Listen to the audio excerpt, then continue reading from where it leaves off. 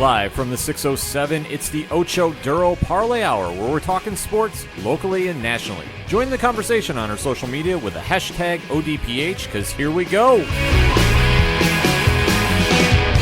Instead of looking deep inside, every word I have to say, keep it simple. Welcome back for another edition of the ODPH podcast, better known as the Ocho Duro Parlay Hour. I am your host, Ken M. Joining me in studio, as always, it's Padawan J. Breaking news, everyone. Coach Calipari still coaching down at Kentucky. Shocking. I know. After the events of last week and then nearly losing another one to an unranked opponent, I believe. They're still keeping the seat warm in New York, though. New York as in Brooklyn, because that's the only place he'd be welcomed at. Because not only will I not welcome him, your coach, my coach, the coach, Coach Duffy is on the same page. What do you guys need me to do to make this the best show ever? What do you need me to do? We need to go. We got to get it going.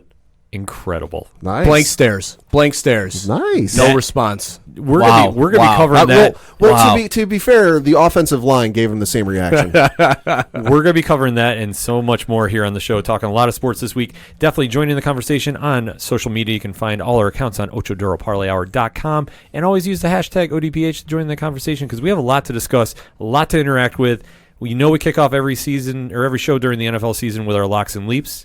And let's just jump into it. Pad, since you are leading the board, who is your lock? Well, my lock was almost another curse this week. If this had gone the way it was looking at about halftime, I think Sound Guy Galore JR would have put me through several walls, because I almost cursed the Minnesota Vikings. He mentioned that today, actually. Yeah, no, I'm not surprised, because at one point it was not looking good. At one point at halftime, the Denver Broncos, and this shocked me to the point where I had to take a double take. At halftime, the Denver Broncos were defeating the Minnesota Vikings 20-0.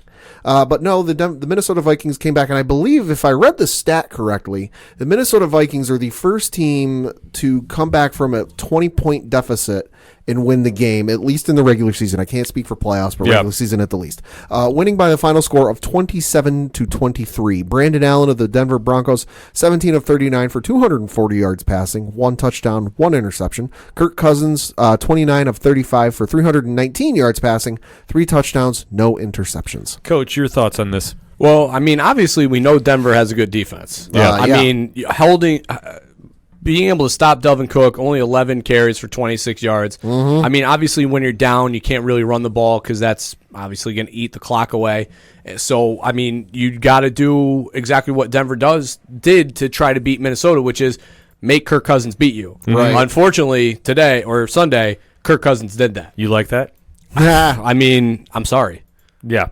Yeah, I mean, they've been playing so well since that point, which is crazy. I mean, whatever it did for team chemistry, and it obviously worked, and then flip the other side of the ball. I mean, Denver is a mess. Yeah, a little bit. I mean, no, the defense definitely stepped up. Like you said, holding Minnesota scoreless in the entire first half, nothing to really shrug your shoulders at. It's very impressive. And getting to Kirk Cousins 5 times, for sacks, it's very impressive. But like you said, on the other side of the ball, it's okay. You got Brandon Allen as their quarterback now, because I believe Joe Flacco's done for the year. He's on IR.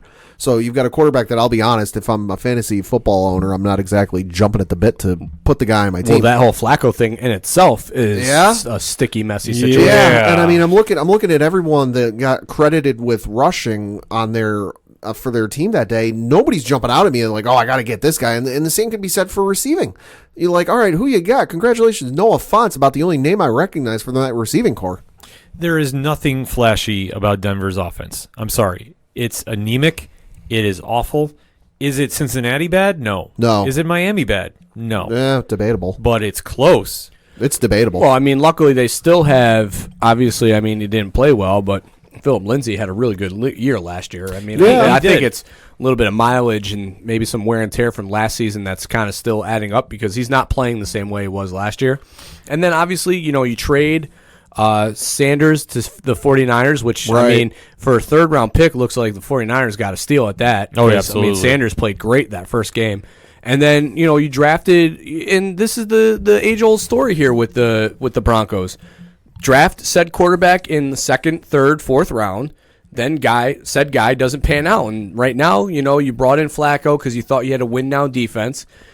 They, unfortunately, were coming up short offensively, so now you pull Flacco with that neck injury, put quotes around that, and then you go to, the next guy in. And obviously, Drew Lock was the guy that they drafted in the second round this year, and hoping that he can ascend to be the man. And I guess reports came out of practice this week because he finally practiced that he threw one of the most beautiful incomplete passes one of the defenders have ever seen. I can't remember who said that during the press conference, but yeah. So I mean, now you're hanging your hat here on Drew Lock to come in and play, and it's like, when and is it too late? Do you think now? Obviously, Joe Flacco and Peyton Manning nowhere near the same ability level, but do you think John Elway was maybe trying to strike gold twice by older quarterback, tail end of his career, trying to get lucky and bring him in and have some success? Yes, I think to a degree. Now, obviously, like I said, Peyton Manning, Joe Flacco, completely right, different skill level. Absolutely. I think he realizes that his defense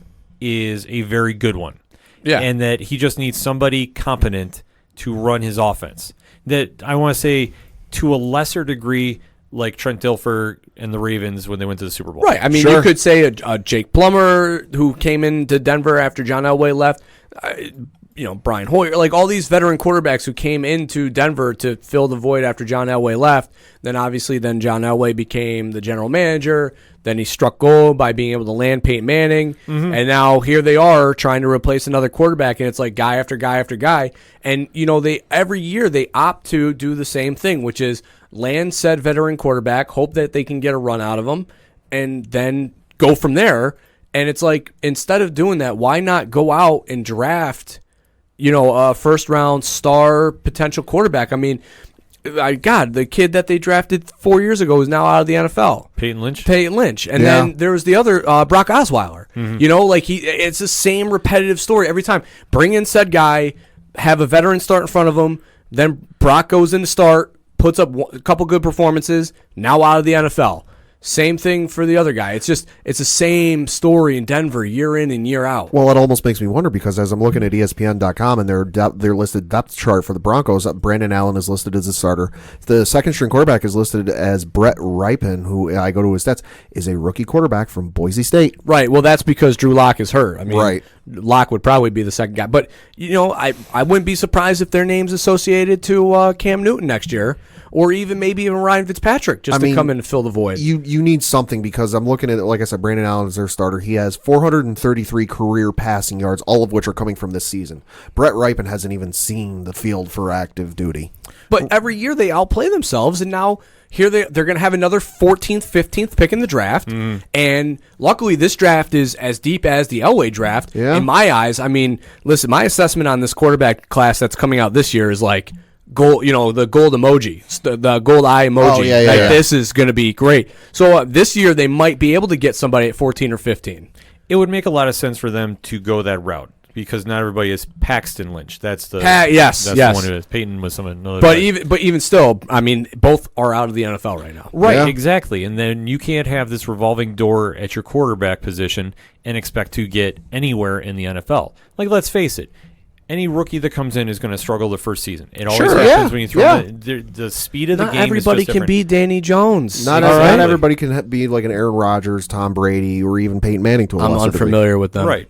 But the question now is for Denver, your defense, the window is closing. Oh, yeah. Now, to a degree, I'm not saying it's going to slam shut and all of a sudden they're going to be absolutely awful, but it is closing. So what do? Do you go in the offseason and go get a Cam Newton who, let's face it, has got a lot of tread on his tires, and you're expecting him to have that same magic that he had in Carolina? I mean, I don't think so because that's, fool me once, shame on you. Fool me twice, shame on me. That'd be a third attempt of trying to strike gold. Exactly, and I don't think that it's a smart play to do. No. I think what Coach was saying about drafting a quarterback is right because they almost did that in the Josh Allen draft because if the Browns had taken Bradley Chubb at 4 instead going for, I believe, Denzel Ward, they were going to go take Josh Allen at 5. But obviously the fate has changed history, and we thank him in Buffalo for that. Yeah. But the Browns need to figure out, the Broncos need to figure out where is their future going to be. If you want to go in the draft, go all in on the draft. For Elway, he needs to sit there and go, okay, who is going to be the face of my franchise going forward? Because if you're going to invest a first-round pick on a quarterback, that has to be your guy. Yeah. Right. I mean, Denver's in the same situation that I was telling my cousin, who's a Dolphins fan, the same thing, a number of years ago. You got to get a quarterback in there. You got to let him learn, and you got to have a consistent system. Say that 5 times fast. Where they can learn and they can grow and they can adapt to it. You can't have this rotating door of, we got this quarterback this year with this offensive coordinator. We're going to change halfway through the year, and they're going to go through 5 systems in 4 years. Exactly. Well, I'll say, right now the best thing that's happened to them is if they are looking at 14 and 15, Tua with this unfortunate hip, dislocation. Yeah. Who knows where he will fall in the draft, because it's inevitable that he will, especially with how well, guys like Jalen Hurt is playing right now, and Fromm in Georgia. These guys are probably going to ascend up the board as a kid from LSU too. Well, if he comes out, he's only a junior, so there's a lot of what if with Burrows. These guys, all their stock are rising right now, and Tua with this hip injury where they said that he might not even be able to play again. It's a realistic thing for him right now that he could be at that 14-15 spot where Denver's drafting. They're going to have a lot of questions to answer when it comes to the draft, because I think that's what Denver needs to focus on right now, because the season's a wash. And honestly, it's not even worth it at this point, The only thing you can do now if you're on the offensive side of the ball in Denver is audition for a role next season. Well, I think you got to get Drew Lock in the game. Yeah. I think he's got to play this week. If they're not on a bye, whatever, you got to plug and play. Yeah, they're playing the Bills this week. There you go. Well, I guess I just found my fantasy defense. Yes. So that being said, Denver has some stuff to do. For Minnesota, it was a great win, leading the Kirk Cousins resurgence. That they don't have Scary to good. That Scary good. Cousins doesn't have to ask a lot of questions like the current quarterback does in Washington, because there is so many questions to ask there, as we're going to go to your and Coach's Lee Pad. Yep. Yeah, we both chose the New York Jets to defeat the Washington Redskins. Jets. And the Jets handedly won by a final score of 34-17. Sam Darnold, 19 of 30 for 293 yards passing, 4 touchdowns, 1 interception. Dwayne Haskins, 19 of 35 for 214 yards, 2 touchdowns, 1 interception. Coach, what do you have to do in Washington? All right, well, first let me start with Dwayne Haskins played all right. Yeah, everybody's mocking him for this, and he's got some moxie. A rookie quarterback going up to his offensive line, asking what he can do to better them. Their reaction was shameful. It's shameful. Yeah. Oh my God! If I was him, I would have been like, somebody cut the camera and like, are you Yeah. really? I know, don't show this. You're just hurting the kid. Yeah. How to fix Washington? Dan Snyder needs to sell the team, and then they need to fire Allen as the general manager. These are the 2 things that need to happen. They were chanting that first one at the game, but I'm laying odds he didn't hear it. No, and it's because it was all Jets fans there. That's why he couldn't hear it. It's so bad that they're playing this Sunday. I believe they're playing, I forget who they're playing, but you can get tickets to the game for $5. All right, let me say something nice about the Redskins, though, because you don't have to. I don't want to be just a negative Nilly. I liked what I saw at Dwayne Haskins. I liked what I saw from him from a standpoint of being able to go in there against a Jets defense that's playing very well right now and play well. Not great, an interception, but play well. Everybody was killing this kid after the draft. Obviously not everybody, but most scouts were, the reason why he fell is because he's slow and he doesn't have the foot speed and he doesn't have the arm strength and yada, yada, yada. And then the first, preseason came out where he threw 4 interceptions. That wasn't a good look, but he's had now with a few starts getting into the offense and assimilating himself, and I don't think Bill Callahan's saving his job at all. No. There might be 2 interim coaches at Washington before the season ends, but it's something that Washington, I think, having a high draft pick, maybe being able to trade down might be an opportune moment for them to be able to do that with, how deep the quarterback draft is. Maybe find a team that's trying to reach for somebody and trade down and, build off a couple things. Obviously, you got to get an offensive line that wants to work with your quarterback. Secondary in the secondary, they could use some help. And they definitely need some receiving help. I'm looking at the receiving core, and Terry McLaurin, 3 catches for 69 yards, but none of these names are jumping out at me. And Geis has been on and off the injured list all year long, killing a lot of fantasy owners. So, maybe getting a steady running back in with the kid out of Alabama, just the first person that pops to my mind. So, there's options there. Or Georgia's running back, Swift. DeAndre Swift is a very solid running back. So maybe if he's available in the first round, you got, the pick there. That's a move for Washington. On the other side of the ball, the Jets, Looking I pretty mean, good. they have exercised the demons. Yeah. You can The say ghosts they've- are gone. Yeah, you can say the ghosts have left. I mean, For this week. Sam Darnold's playing very, very well. For a while thought, boy, if the Jets keep plummeting and Darnold keeps playing as poorly as he was, they're going to have to look at drafting quarterback this year. Like, they can't hold on to. I think we were having that discussion. Yeah, like you can't hold on to him. And now back-to-back good games against bad teams, which is what you need your quarterback to do. Yeah. I mean, you got to take advantage of what's in front of you, and he's done that. And Crowder's being used in a way that he wasn't early on in the season, which I think is helping them offensively. And Le'Veon Bell is chugging away. I mean, they're not really getting him in space like he was in Pittsburgh, but they also don't have the weapons around him that enable him to like he was able to in Pittsburgh. I mean, you look at Sam Darnold's stats this year, I would argue he's only had one bad game, and that was the game against Jacksonville where he threw 3 interceptions. The rest of them, 4 touchdowns like we mentioned this week, 1 touchdown last week. It's all been like north of 200 yards passing. But the big takeaway, though, is he's done this against bad teams. Yeah, See, right. Yeah, that's the- Miami, Washington, yeah. Yeah. And so you have to factor that in. And I'm not saying that this isn't a good win for the Jets, because it is, because they need to start putting wins together, especially for, let's face it, Darnold is essentially a rookie in his own right, because you don't really learn the game that quickly. And for a team that is struggling to find an identity on offense, because defensively it's called Jamal Adams. But that's the only thing you need to call it. Yes.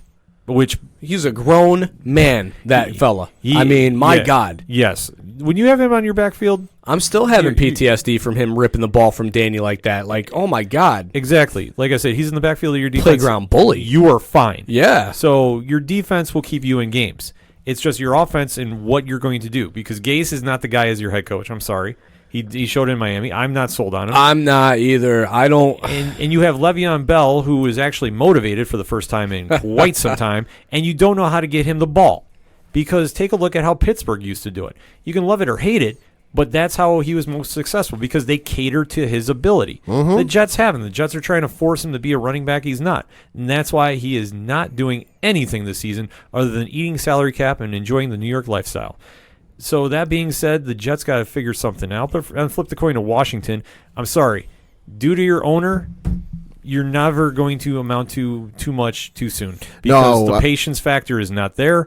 Your team is obviously mailing it in. If you have not seen what we're talking about, when the blank stares of Dwayne Haskins begging and pleading for his offense to do something so he doesn't get knocked on his tail 6 times.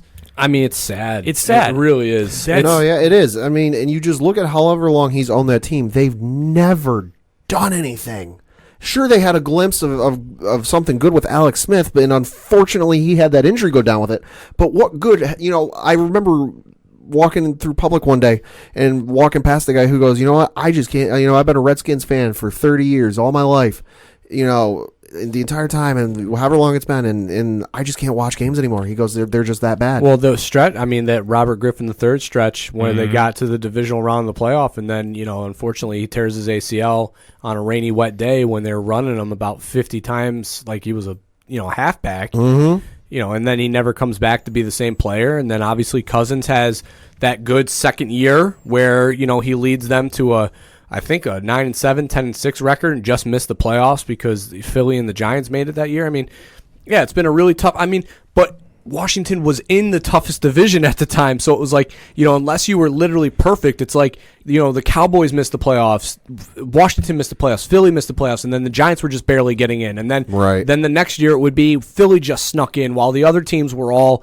either in the wild card or the first team out. So it's like that division at the time was really, really good. You had to be flawless, and they had some bad losses and some hiccups. And then obviously coaching issues, coaching turnover, quarterback turnover, and, the tough break of Robert Griffin III where, obviously they could have been set. I mean, at the time, let's think about what they had. They had really good wide receivers. They had Deshaun Jackson. Then they had I can't remember who was on the other side of him. And then they had a tight end. Man, people are escaping my mind right now. But they had a really good offense. And they were loaded. And then the Robert Griffin III injury happened. Then they let Cousins go. And then everybody left because they're like, we're not hanging out here. You have no culture stability there. Right. No. And when your owner makes Jerry Jones look like Robert Kraft, it's not a good look for your team. I'm sorry. I'm coming in extra hot on this one. I think the difference between the two of them is Snyder presses too hard. Yes. When Jerry Jones is just that steady force. It's almost like, if you think about, Star Wars culture, he literally is, the man behind the curtain. He is Darth Vader? Emperor Palpatine. Yeah, Sidious. Palpatine. He is Emperor Palpatine. He is the one controlling the strings and knowing everything, and Jerry doesn't let anything mess with his strings. But Snyder, will be that one that Darth Sidious will just, the rage will get to him, and he'll just blindside and just not think about things. And that's the problem, and that's what I'm saying is your culture comes from the top down. Right. And if Snyder is too impatient and everybody walks on pins and needles, and he is just impulsive enough to really ruin instead of building, it's not going to happen. Well, we see it with the Knicks. Oh, it's all Dolan. I It's agree Dolan with to you. a T. It's Dolan to the letter. I fully see. That's why I'm saying when I'm seeing the Washington Redskins, I'm like, this is the problem right here. Clinton Portis they had. That was the running back. Thank you. Yeah, I knew it was gonna but come there's back. been so many turnovers. It's hard to keep track of who's played there. And who's Yeah, absent. it's very true. I mean, Yeah. think about year to year to year. I mean, it is literally probably Washington spending the most money in free agency just because they have guys on such short-term deals and they all leave. Yeah. They don't come back. Yeah, I'll be honest. I couldn't name you probably three of them other than Adrian Peterson is on the roster. Yeah, the Three only players. Landon Collins and Norman. Those are the only other guys I got for you. Yeah, and it's not to be disrespectful to any Washington fans out there, but let's be honest. Your team has a lot of work to do, and it unfortunately comes from the top down.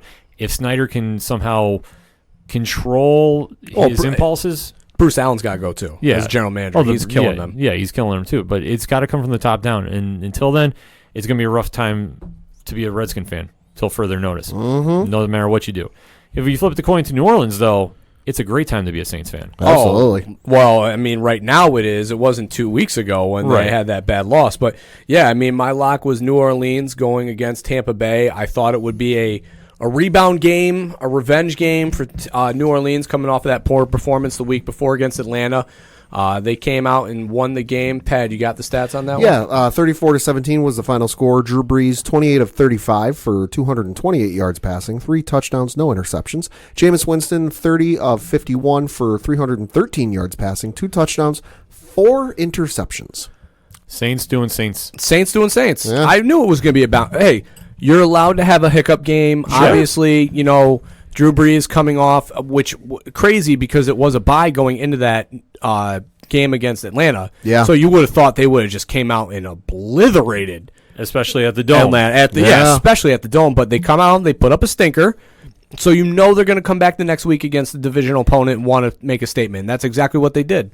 No, they definitely had to do something to wipe away that egregious loss. Egregious. And also, let me just pat myself on the back real quick because not only do I have Drew Brees on my fantasy team, but I also have Deshaun Watson, who is the second leading quarterback in the NFL right now, sat Deshaun Watson against all the experts' opinions because I knew New Orleans was going to come out and put a whipping. Well, that's why we don't call you coach for nothing. That's right. I mean, that's foresight is what that is. Exactly. Crystal ball. Yes, if you need your fantasy advice, you can definitely hit up Coach on Twitter. I'll give it to you. I'm helping my other buddy in another league right now. He's first place. Yep. There you go. See? But to get back to the point, though, with New Orleans, I mean, they look great. They obviously are one of the top teams that are going into the playoffs, as we're now, a month away from the season being over. Something like that. Yeah, I mean, they have to come out and play well right now. They obviously want to make statement wins because of the fact that they obviously still have the hangover with the Rams in the playoffs, and they're still on their revenge tour. And, Drew Brees needed to come out and play well, especially the fact that he put up that dud against Atlanta. And then, you know what, though? To their credit, Atlanta came out and won last week. Yeah. So, I mean, there's a little bit of a bounce back there. So maybe going in, maybe Atlanta was just ready for New Orleans, and it wasn't a hiccup game. Yeah, if the season were to end today, New Orleans would be in the 3rd seed. Simply in they have the same record as Green Bay, but Green Bay wins the tiebreaker based on best win percentage in conference games. Take it. Oh, that's a tough loss against Atlanta now. Yeah. And hey, listen, now they got Atlanta coming up too on Thursday. Yes. Next week on Thanksgiving. Yes. Which let's see if they put up another turkey. Hey. Because that loss needed some gravy because that loss is still haunting me in my Survivor League. Yeah, I bet. And then, I mean, you look on the other flip of the coin here and you talk about Tampa Bay, which is, You know, they're a bad team. Yeah. You don't say. That's all you can. That's all you can really say. I mean, Bruce Arians is trying to make magic happen down there, and it's a bad team, but it's not like Miami Dolphins awful or Cincinnati Bengals awful. Like they're competing. Well, here's the thing, though. It's so weird. They come out, they play well against Seattle. Mm-hmm. They come out and they put a 50 burger on the Rams. Yeah. So I mean, they're playing well. Yeah. And doing very well. But then they play games like this and just put up duds. Mm-hmm. And then Jameis Winston has 4 interceptions, and you're like, there's Tampa Bay. Because the inconsistency of Winston's play is going to haunt them as long as he's there. Yeah, I mean, don't forget, this is the same team that went into Seattle, lost 40-34 in overtime in Seattle. Yeah. Like, we don't know what team's going to show up on Sunday. Because Winston, if he's in the zone, whatever you want to define it as, they're going to compete. He has talent. He has arguably the best wide receiver core in the NFL between Goodwin and Mike Evans. For sure. Yeah. So you can't even say that he doesn't have weapons on the offensive side of the ball. Mm-hmm. And they got comparable running backs. Yeah. So they have talent on that side of the ball. It's just a matter of can he get the ball to his playmakers. I mean, they might have comparable running backs. They must not trust them, though, because you look at their stats on Sunday. Jameis Winston was your leading rusher, 2 carries for 23 yards. Yes, which is not a great stat by any means. No. But what are you going to do in that situation? That's where it comes down to. That they have to figure out, okay, if we're going to be a pass-heavy offense, can we make this happen? Can we make this work? Well, that's what, Arenas wants. Yeah. He wants to throw the ball downfield. He wants to stretch the field. I mean, the thing is, though, is that you have the wide receivers to do it. Mm-hmm. Just do you have the quarterback to do it? Yeah. Yeah, that's the question. So they need to do some work because between Godwin and Mike Evans. I mean, you also got to make sure you don't give up wacky turnovers like O.J. Howard had. Yeah, which, I mean, was bizarre. Yeah, he's just out in his own. I mean, putting the ball behind your back, like, what are you doing? Yeah, like, what else can you really say about that? Like, yeah. I can't even spin that That's into like something positive. You go in the locker room at halftime after something like that, and you just look at him, and you're just like, what are you doing? Yeah. Like, what was that? Because you can't, you don't even want to just not address it, but at the same time, you're like, as a coach, you're like, the response is going to be, oh, I just was trying to hold on to the ball, and it's like, you idiot. What are you, Mr. Fantastic? You can try spinning that any way you want to. It was a bad look, and it just kind of summed up their play that day. Yeah. I mean, nothing else you can really say about that.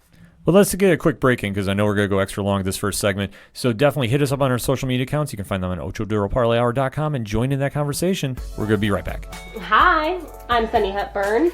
And I'm Brandy Fleeks. And this is Book of Lies, the podcast, where we discuss liars, cheats, and thieves, Scammers, and dirty, rotten scoundrels. So tune in for new episodes every Tuesday to hear about another low-down dirty liar. And learn how to spot them. So that's Book of Lies podcast. Find us on your favorite podcast player or on Twitter at Book of Lies Pod, on Instagram at Book of Lies Podcast, and on Facebook at Book of Lies Podcast. And if you want to send us an email, send us one at bookofliespodcast@gmail.com. Okay? Bye-bye!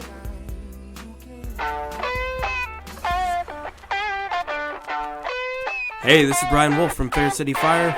You are listening to ODPH, the greatest podcast in Binghamton. Woo!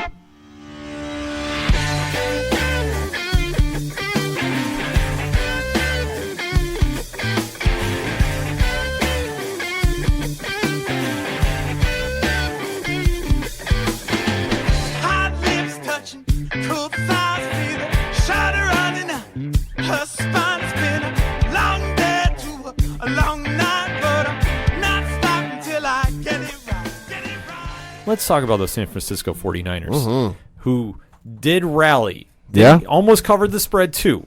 Almost, but by a 0.5, they did not. Defeating the Arizona Cardinals in the revenge game for my fantasy loss. Let's go. 36-26. Pad, you got those other stats. Yep. Kyler Murray, 24 of 33 for 150 yards passing, 2 touchdowns, no interceptions. Jimmy Garoppolo, 34 of 45 for 424 yards passing, 4 touchdowns, 2 interceptions. Coach, your thoughts? This 49ers team's definitely for real. Yeah. I mean, this was obviously without Kittle, without Sanders, without Breda, now you're just stripped Garoppolo of everything they had. Arizona's playing very well right now, so you can't sit there and say that, oh, this is just a win against a crap opponent, because Arizona is actually playing very well. So this is a solid quality win that if I'm a team that looks at having to play the 49ers either in a home game in the divisional round or having to play them in a home game in the wild card weekend, I'm very concerned, because this team can do it on so many faculties right now. And then just imagine once Kittle comes back, Breda's whatever. I'm not he's not some star running back. No, he's a good break pace back. Yeah, so him being out doesn't kill me, but once Kittle and Sanders comes back, look out. Because now their offense is going to match their defense. Oh, see, the thing of it is, though, is they definitely are beatable, though, because you think back to before they had their first loss, and there was almost this mysticism about them with, how good the offense is and how good the defense is, and, can they be beaten and this and that. And, yes, we know they can be beaten. They've lost. And yes, they are very good. But to me, it almost seems like, Arizona showed that, hey, listen, they're good, but, hey, they're beatable. And that's the one thing that they need to take away from this, is the 49ers scrapped for this one. That they had literally half their offensive weapons on the bench. And Garoppolo is proving why he is worth all the hype. To throw for over 400 yards against the Arizona Cardinals, not the easiest thing in the world to do. Let's face it, Arizona reminds me of Tennessee. They scrap. Their defense will always show up. Their offense, you don't know what you're going to get out of them each week. But they'll scrap with you and they'll hang. And this was a game that the 49ers needed to really bounce back in battle. Division games that everybody's going to step up for. Oh, yeah. Doesn't matter who it is. Oh, yeah. But for 49er fans, you have to be very excited from what you saw. Especially this year, what you're getting out of Jimmy G. Just over 2,400 yards passing, 18 touchdowns, 10 interceptions. They look like geniuses. Those are good numbers. Trade.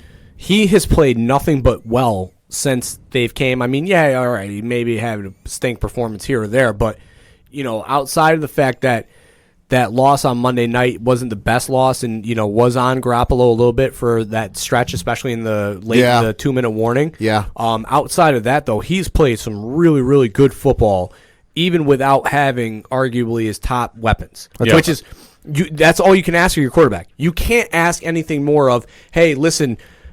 Star quarterback, we're going to be without your number one wide receiver. We're going to be without your number one tight end, and we're also going to be without your starting running back. Good luck. And then you go out and you put up 34 points. Yeah, I'll take it. I'll take that every day. You can't go wrong with that, and obviously for what they pulled off, you have to applaud. And you have to say it's a great win against a divisional rival. It's what they need to do, especially if you're going to be in that NFC top seed race that they are in.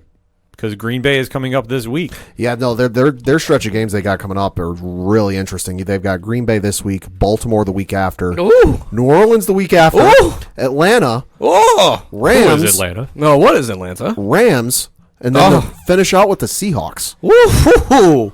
Talk about a murderer's row. And you know what? I was thinking, Lamar Jackson versus Jimmy G. They might flex that one into primetime. No, because you've got the Minnesota Vikings with Seattle, and then you've got New England playing Houston, Oakland playing KC, and then Chargers playing Denver in the later games. Nah, they'll definitely flex that. They'll want Lamar Jackson in primetime. Yeah, they'll definitely, especially against that defense. Yeah, that'll be ratings right there. Sure. Excuse me. Minnesota Seattle's the Monday night game. Okay. New England and Houston is the Sunday night game. They'll flex that in there. Yeah, to flex against Tom Brady, that's going to be a true. It'll be something. It'll be something to see though, because it's Deshaun Watson going against Belichick. I don't know. I'm telling you, they want Lamar Jackson in as many primetime spots as they can, especially with how well the San Francisco defense is playing. That's going to be like the game for the 49ers. Like if I was a 49ers fan, I was looking for a litmus test on how good this team is. Yeah. It's not the Rams, which obviously you know that you have to beat, and it's not Seattle. You want to say that you're one of these upper echelon teams, you got to beat Baltimore on that Sunday night game. Who would have thought at the beginning of the season that we would say the cream of the NFC North, or AFC North rather, would be Baltimore when everybody was on the Cleveland bandwagon? Well, let's hold on, though, because we all agreed that we were a little concerned about Freddie Kitchens as a head coach. Yes. Yeah. So we were like, yes, there's so much talent that they will win games on talent alone, yeah, we were wrong. We were wrong, but definitely Cleveland is making a quiet argument. Well, they're doing their Cleveland thing. They're doing the Cleveland thing now where they are winning games they should, albeit, though, this game is getting noticed for all the wrong reasons, as we'll get into. My leap, though, I went with my betting guns, and then I thought it was like Pittsburgh is a dog. You got to go with the dog. Cleveland, who knows what you're going to get each week. Anything happened in this game? I didn't really catch it. Not at all. Nothing much, right? Just straight football? So we'll break down the stats quickly. Pat, you got the score and stat? Yep, so the final score was Cleveland 21-7. Mason Rudolph 23 of 44 for 221 yards passing, 1 touchdown, 4 interceptions. Baker Mayfield 17 of 32 for 193 yards passing, 2 touchdowns, no interceptions. Oh, sounds like a snooze fest. A little bit. But obviously the end of the game had a little more fireworks, not because of the score. What? Yeah. No. Oh, yes. The Myles Garrett incident, which... Yeah. Fucking crazy. Yeah. I mean, I'll tell you this. I woke up and I had about 9 messages from different people going, "Oh my God, did you see what happened during the game? Did you see what happened during the game?" Which I'll admit, I watched none of this game because I don't care for the Steelers. I don't care for the Browns. All I care with the Browns is I have Jarvis Landry on my fantasy team and I get alerts when they're in the red zone and when he scores. Yeah. About all I care about. So I was like, all right, what the heck happened? And I went and found the highlight and I'm like, oh dear God. So I woke up at 2 a.m. to go a little potty break here.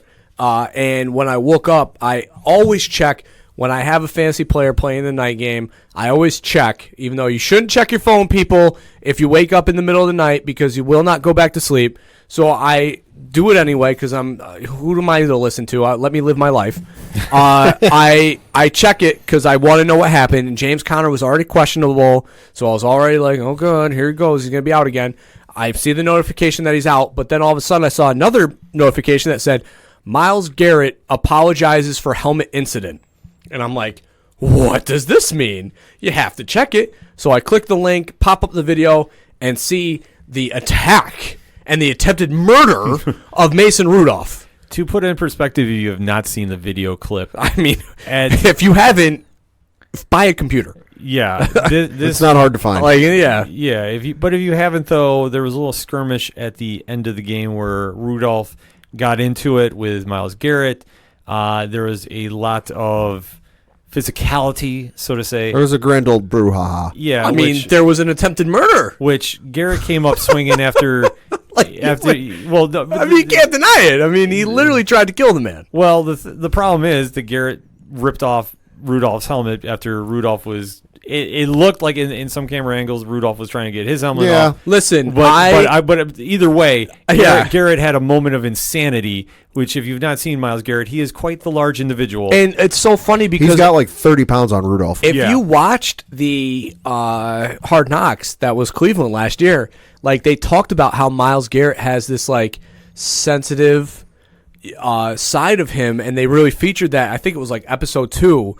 Where they talked about how he likes to write poetry, and how he actually requests that they listen to blues or R&B during practice. Mm-hmm. The lady must be Dr. Jekyll and Mr. Hyde here. Yeah, exactly. I mean, so it was so crazy when I heard the fact that he tried to rip a man's helmet off. Well, there's no tried. He did. Touche, and then swing it at a guy. Like, I was like, all right, well, apparently you need to do more poetry. Yeah, it's not the best look for definitely the Browns, who they're trying to change the image and they're trying to change the culture and they're trying to change, how the public outside of Cleveland really views the team. Because let's be honest, unless you're a Cleveland fan or you live in the Cleveland area, and this is no offense to you, by and large, the NFL looks at you as kind of like the fodder of the NFL for the last 2 decades. It is an unfortunate look for him, and this was an extremely bad look. Garrett doesn't have this history of being a dirty player or doing antics like this. And obviously, this was a heat of the moment, losing your mind reaction to the skirmish with Rudolph. Rudolph is partially to blame for the incident as well. It takes 2 to tango. And obviously, if you see some of the footage, it looked like Rudolph was trying to get Garrett's helmet off. Now, was this a reaction to it? Yeah. Was this a sane reaction? Hell no. This was absolutely wild. You haven't really seen something like this happen in quite some time. A couple of years. I know SportsCenter was running some prior instances of something close to this. I want to say there was something with, it was Houston and somebody else in like 2012, 2014. I'll say, so, I mean, Mason Rudolph is not innocent in this. No, he's period. not. Like, I am not, but I'm also not in the camp that this is all Mason Rudolph's fault. No, this was definitely, it should have been a 50-50 split. Mason Rudolph should be facing a suspension. I agree. I'm not saying he needs to have an infinite suspension like Garrett did. Yeah, but he should at least be on minimum 2 to 4 games. If I was making the call, this is how I would rule this. Garrett should be, Garrett suspended for the rest of the season for sure, and honestly, counseling, and obviously whatever you want to give additionally to that, that's fine. Fine, community service, however you want to divvy it up. It ends this season because, like I say, he does not have this track record, and this is a fight. If you've ever been in a fight, crazy stuff happens. It is what it is. Rudolph should be suspended 4 games because no matter what. He's partially to blame for it because it takes 2 to do this. It wasn't like a self-act of insanity that Garrett just decided to rip his helmet off and swing it at him. They were fighting. They were getting into it. I know Marquise Pouncey got suspended as well. That made sense. He only got, I think, 1 game? 3. 3? All right. I would say 2 at the most, but all right, I get it because he was defending his quarterback. But he's throwing punches. He was also kicking him on the ground. He was winding back and throwing haymakers. Yeah, well, that's the thing because it's a fight, and this is where this goes away from being a sport to this is a fight. So you have to come down with some punishment on this. Yeah, I think all the parties involved should have had something. I just don't think it's justified that. All right, while yes, he did attempt to kill a guy, and Garrett. I don't think that it should be him just seeking the sole and long-term punishment here when it was very clear on the ground. If you watch the tape, I mean, Rudolph is grabbing him by the throat. Exactly. So it's like you have to, when Malice at the Palace happened, Ron Artest wasn't the only one who faced a suspension. No. Everybody who went in the crowd got suspended. Yeah. So that should have been what happened here. If you were involved in the skirmish, you should have faced either a game or, at minimum, depending on your role, at least a fine. Right. What the NFL is trying to do here is they're trying to put an end to this and send a message to every player in the NFL, be they starting on the bench or on the practice squad. This kind of nonsense has no place in the NFL. It's not a good look for the NFL, who over the last number of years have been really trying to be player focused in terms of health, like improving the safety, improving the long-term health of the players, because they don't want another situation where they get like a $4 billion lawsuit levied against them like they had a number of years ago.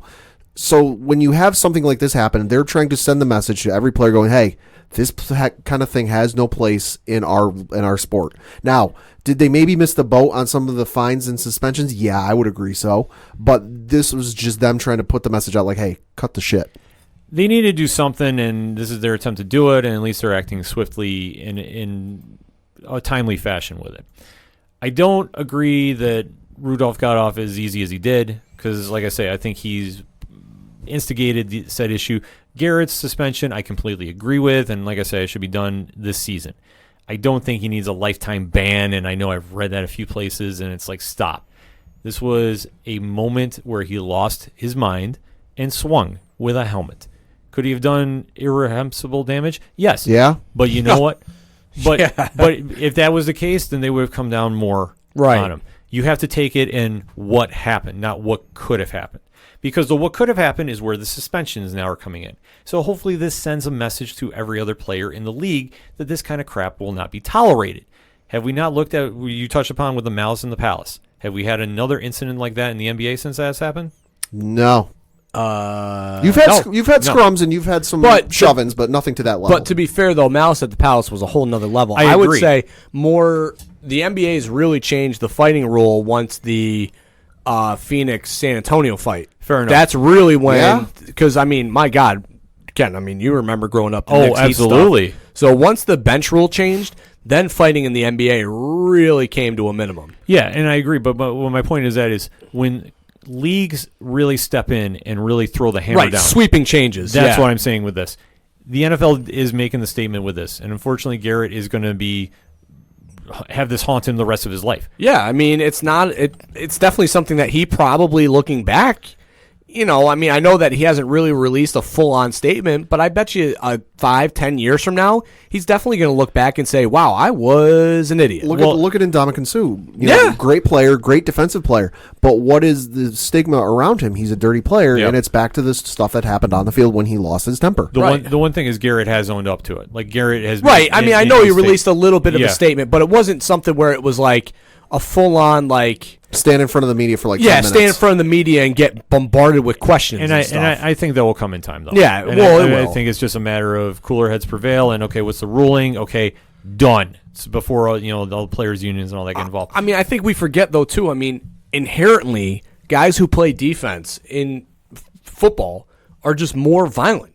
Like, that is why they play defense, because they seek and look for physical contact.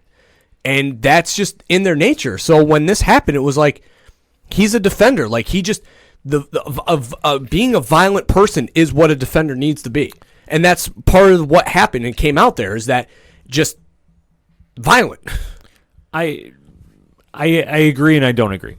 I think that you do have some points that if you play on defense, you're more looking for contact and such. I just think in Garrett's case, this was just a moment of insanity. Right. He saw red. I'm not saying like this would be like a normal defender's reaction. Right. I just think inherently, though, when you get into a fight and it's fight or flight. You see red. And you see red and you are the stature and the position that you play on the football field. Like if a quarterback got into a fight with a wide receiver, the first thing that they're going to do is probably not try to rip each other's helmets off and hit each other with it. They're probably just going to try and tackle each other and roll around on the dirt.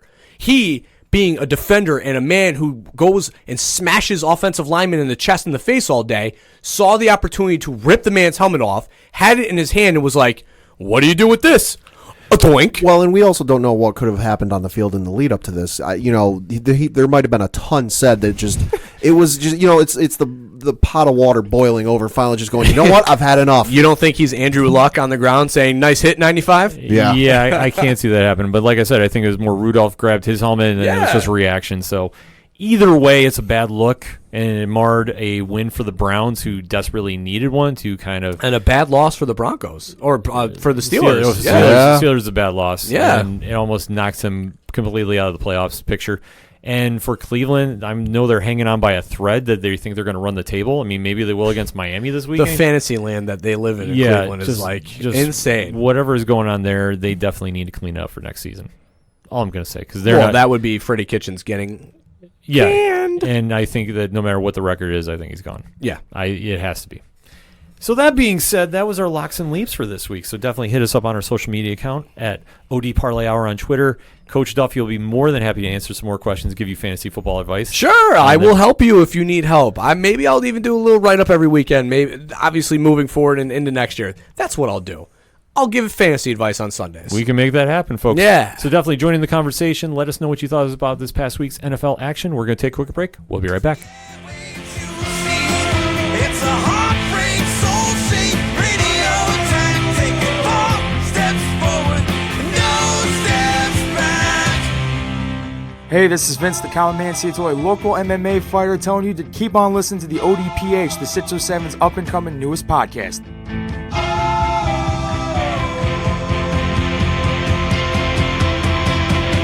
We knew right where we'd be, floating on the airwaves, you see. It's a heartbreak, soul-shaped radio attack. Taking 4 steps forward and no steps back. We knew right where we'd be. Coming back for another segment on this edition of the ODPH podcast, and we got to talk a little baseball. Yeah. Baseball. Which is weird at this time of year because it's not the winter meetings yet. No, you got the owners' meetings are going on, but, hot stove is kind of quiet. It's nothing really going on. No, it's a little weird. Yeah, so, Pat, why don't we break it down? Why are we talking baseball? Well, first, let's get some good stuff out of the way before we get to the dark doom and gloom flying over baseball. Congratulations to Cody Bellinger of the Los Angeles Dodgers for winning NL MVP, and then Mike Trout for winning American League MVP. Well done to you, Trout. LA. LA. What can you say? LA, California sweep, California love. Enough said. Moving on. No, of course, we talked last week, and it was just breaking in about the Houston Astros cheating scandal. And my God, how much has happened since we last recorded. Yeah. It's almost you need a flow chart going on. Since we have last recorded, you have expanded from just the Astros being looked at to they're looking at in the 2017 season. They're now looking into the 2018 and 2019 season. You had Alex Cora, who is now the Boston Red Sox manager, possibly getting looked at for this because he was a bench coach during that same season. And you also have Carlos Beltran being looked at, who is now the new manager of the New York Mets, because he was a player on said team. And the reason I bring those names up is because it has been reported again by The Athletic. This is all from The Athletic, so kudos to those folks. That Alex Cora and Carlos Beltran were really the ones that really implemented this and came up with this. So then you fast forward and Major League Baseball is launching into an investigation, and then it came out a couple of days after that Astros The Athletic, Astros executives had asked scouts for help stealing signs and suggested using cameras, according to emails. Now, Peter Gammons of The Athletic used to be on ESPN and MLB Network, said in a tweet back on the 18th, quote, "If the Astros front office had not been so cavalier about firing professional scouts, many of whom were treated with disdain, they wouldn't have many of them so willing to provide details of what they perceived as an organization arrogance at all costs." And I vaguely remembered something in the back of my head. I'm like, yeah, you know what? I do remember them firing like 8 or 9 scouts, which is unheard of. And I dug it up. Back on the 18th of August, 2017, odd year for that to happen. That's that Peter Gammons reported, quote, "As a reward for their part in their successful season, the Houston Astros today fired 8 scouts back in 2017. So this has gone from just the simple, the Astros were using a camera to steal signs and bang on a garbage can, to now it's being suggested that they might have used like some adhesive medical bandage with, a device on it that would vibrate at the press of a button so that she could tell, because the thing that was getting brought up was how, they couldn't have done it in the World Series in 2017. It was so loud. Well, now you've got this coming up that, because it was so loud, they found another way to do it. And it's leading a lot of people to go, all right, what are they going to do? Because, like I said, the owners' meetings are taking place down in Texas as we record, and there's a lot of owners, none of whom are speaking on the record, that really want baseball to do something about this. So, Coach, let me ask you this. I know you're not the biggest baseball guy on the team. Yes, please, give it to me. Thoughts on this whole mess from an outsider looking in? So, as an outsider looking in, this is disgusting to me. I understand, and I get the culture that stealing signs is a thing. Same thing that happens in basketball or even lacrosse. When you call a set, teams inevitably figure out what that set means, what that play call means, and they scheme to cover it. That's part of the game. Like, if you're not clever enough to figure out, different signs for different things, then, you're going to get figured out at some point. But to this, when you're going above and beyond to steal signs, not just, the runner on second peeking in, looking at the catcher, and relaying the message, but to literally set up a camera with a feed to a TV in the clubhouse, that is just, it's ethically wrong. And we should know, it is perfectly legal by the baseball rules for, like you said, a batter to be on second base, peeking in at the catcher and maybe leaning one way for a fastball and another way for an off-speed pitch, or maybe doing a high sign or something. That's perfectly legal. There is nothing in the rules saying you cannot do that. What is in the rules is saying you cannot use any electronic devices to attempt to steal signs. I can't remember the team, but there was a team within I want to say it was last year, who got a fine for using an Apple Watch to try and steal signs in baseball. I just, as a person who's not a fan, like, if I was a fan, with all of the nonsense that happens in baseball, like, I just, as a fan, would be so frustrated and fed up because the game is so corrupt. I don't know what other word to put it. I mean, from PEDs, which I know are used in every sport, but just they're so prevalent in baseball, to, back in the day when people were taking uppers to try and get an edge, to, now, sticky balls and pitchers putting stuff on resin on their hands to help the ball spin. There's just so many things that's like, and I understand trying to get the edge, but at the same time, don't, like, as a human being, you have some sort of ethical standpoint that just says time and honor tradition and just appreciate the game. Yeah. And to me, like, the Astros should be held to the highest penalty possible. If Tom Brady got suspended 4 games for deflating footballs and breaking a cell phone that may have potentially had text messages on it, literally the Astros should be stripped of a team for the year. I don't know where you can go with this because this is such unprecedented waters. The only thing you can arguably compare this to is the Black Sox scandal, where you had 8 players throw a baseball game because they had vested interest in how that game went.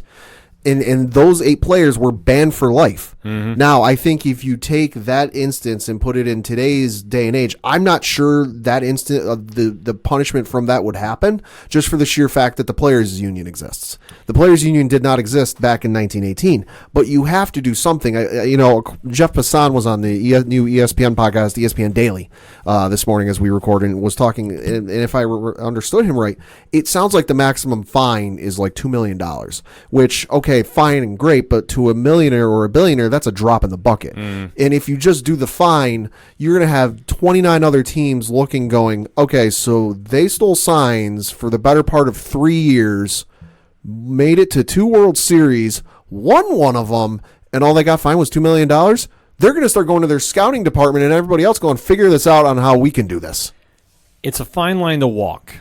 And for baseball, they've had a history of instances like this to a lesser degree. Albeit now we are in the digital age where everybody has a camera phone. Yeah. Sure. And everybody has a new way to influence a game, shall we say? Sure. Put Right. it politely. So for the Astros to be caught doing this and to take it to a whole other level, you now put the entire game's integrity for whatever's left of it in jeopardy. Because the other issue with this, and this is something I hadn't even considered when we were talking about this last week, is you have how many pitchers that were in the majors in 2017 when they were doing this or potentially doing this or allegedly doing this. How many pitchers got called up from AAA, went up against these Astros and got absolutely shelled and then just got sent back down to the minors, never to see the majors again. You're messing with players' livelihoods and their lives. And I know that, no Astros officials are speaking on the record. I mean, the Astros manager was at owner was at the owners' meetings today and basically walked through the hotel with a police escort before anybody could get to him and really ask him any questions about this. But, I know off the record, they're saying, oh, well, everybody else does it. I'm sorry. The excuse, oh, everybody else is doing it. It didn't work when you were a child talking to your mother. It's not going to work now. Just the integrity of the game is it's a farce. Mm-hmm. I mean, you grow up and you have your kids play this game and you try and tell them about the passion of baseball, the passion of the sport. And then you get to the professional level and you see things like this and it's like, this isn't passion.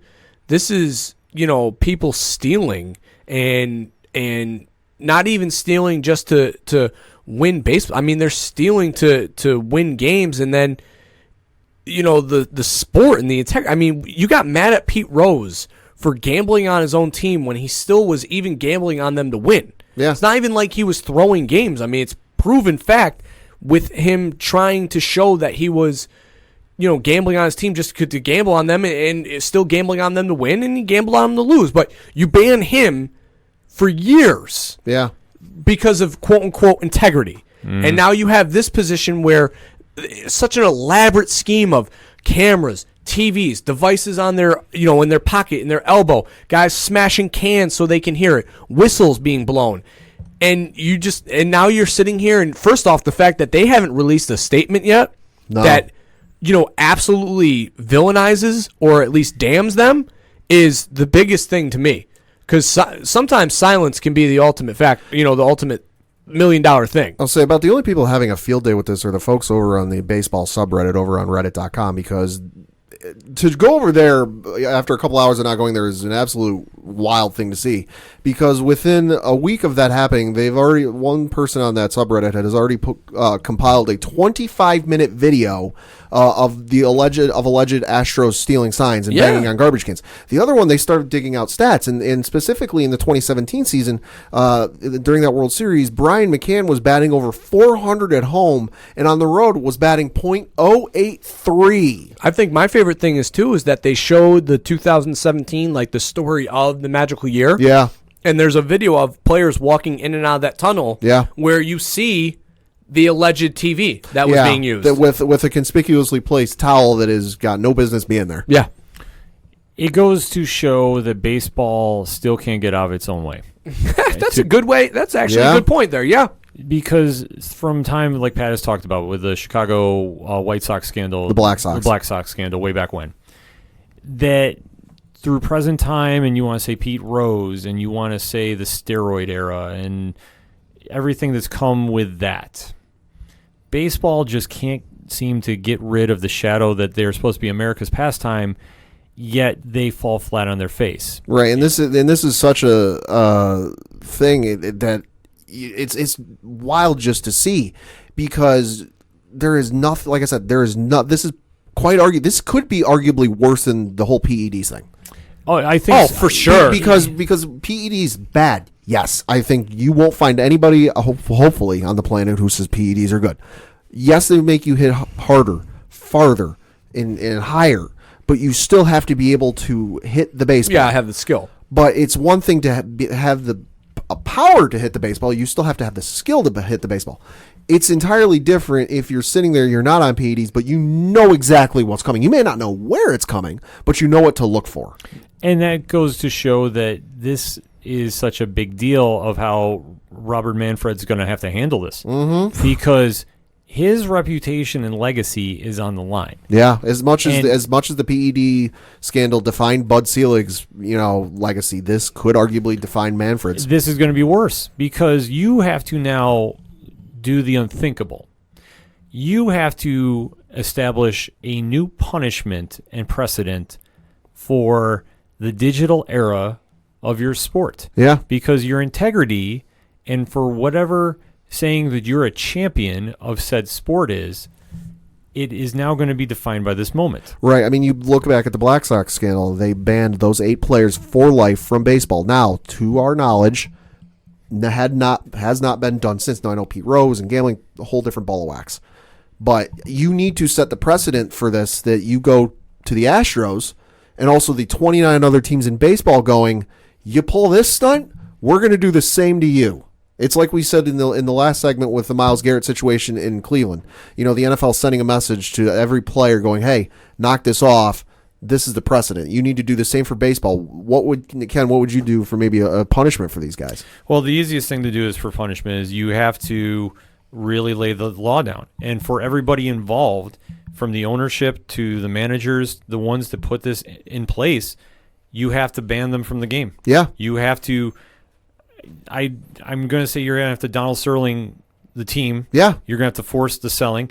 If you are really going to set the example with this, and this is years precedent, it has affected championships. It has affected the integrity of your sport. To go above and beyond the call to influence the decisions of the game, you need to set that precedent. And I'm sorry, but this is what it's going to have to be. Right. Because you can't sit there and just give them a slap on the wrist fine and say, oops, my bad, they'll learn. Right. And it's like Buck Showalter, who was on the Michael Kay show last week, said, because, taking away draft picks has been floated out there and a bunch of other stuff.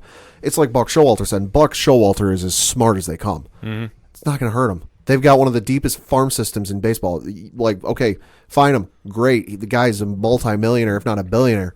Take away draft picks. That's not going to hurt him. I think it's like you said. I think you need to find this man, find the owner of the Astros. Now, estimates have said that winning a World Series brings an estimated $70 million of revenue to your city. I think you need to find him maybe somewhere in the neighborhood of $50, $60 million. Really hit him in the wallet, like, hey, and then also force the sale of the team. You think you need to force the sale of the team, find him, $50, $60 million, suspend the GM for a year, suspend AJ Hinch, the manager, for a year, and figure out what you're going to do with the players, because you're never going to, unless you get somebody who really starts squealing and really just blacklists themselves from every clubhouse for the rest of their life, you're never going to know what players knew and what players didn't and what they did or what they didn't do. So that's going to be the tricky one. It definitely is moving forward. Coach, you got some thoughts? Yeah, I say you guys, I would suspend operation for a year. I would say you're not allowed to play baseball for this entire season. And I definitely think you need to vacate that title. Yeah, I think that it should just be the same way that a college team would. So all right, and if you scheduling conflicts and all that garbage. So if you're going to play that coin to it, then I would say that there's a postseason ban. That none of these guys, that they're not only are they not allowed to play in the All-Star game, they're also not allowed to make it to the postseason. And their games are played.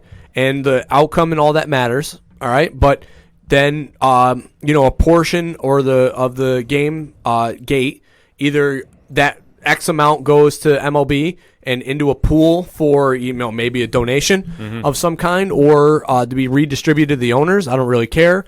That would be my minimum punishment.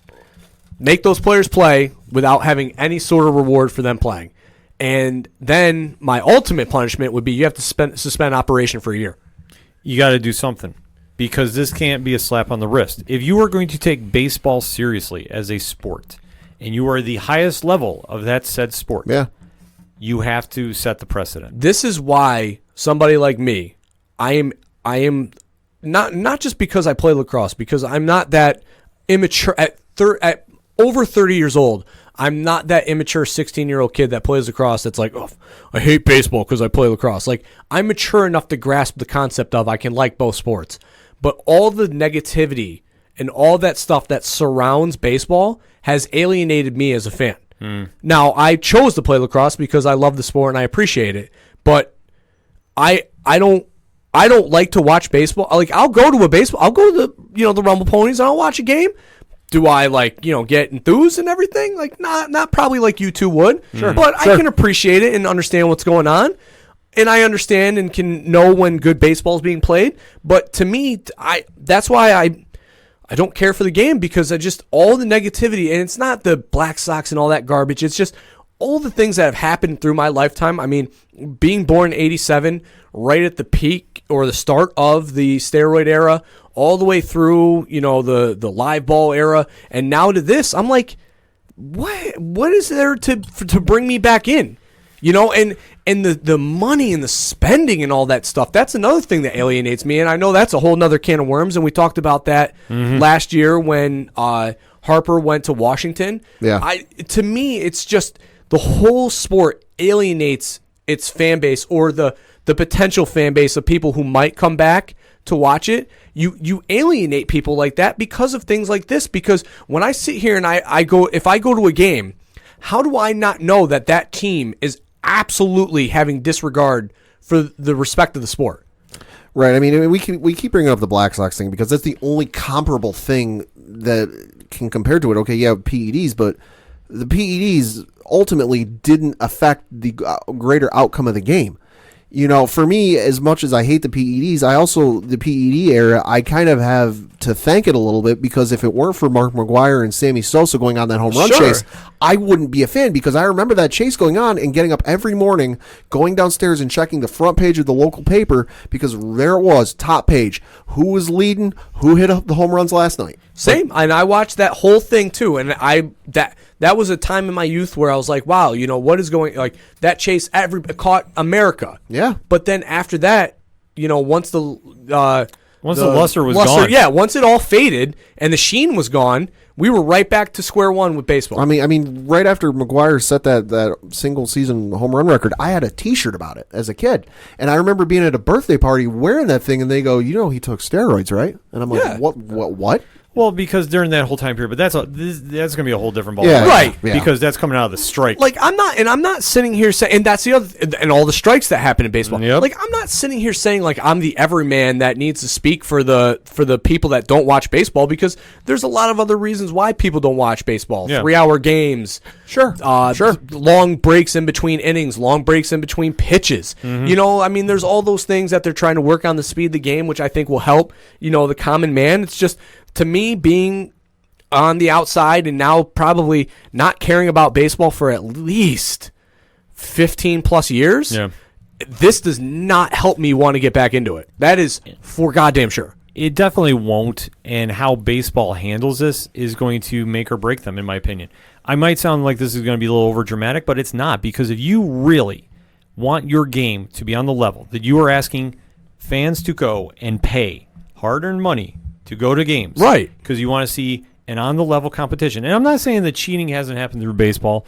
Like the famous saying, if you're not cheating, you're not trying. It happens in every single sport. It's just this is such a big thing that it literally shakes the game at its core. Exactly. Because once the foundation is gone, there's nothing to build off of. And for baseball, who has been surpassed by the NFL as the national pastime, it's not baseball anymore. Right. Baseball has really fallen behind football light years. And you can even argue the NBA. You can make that argument. Degree, I mean, to a degree.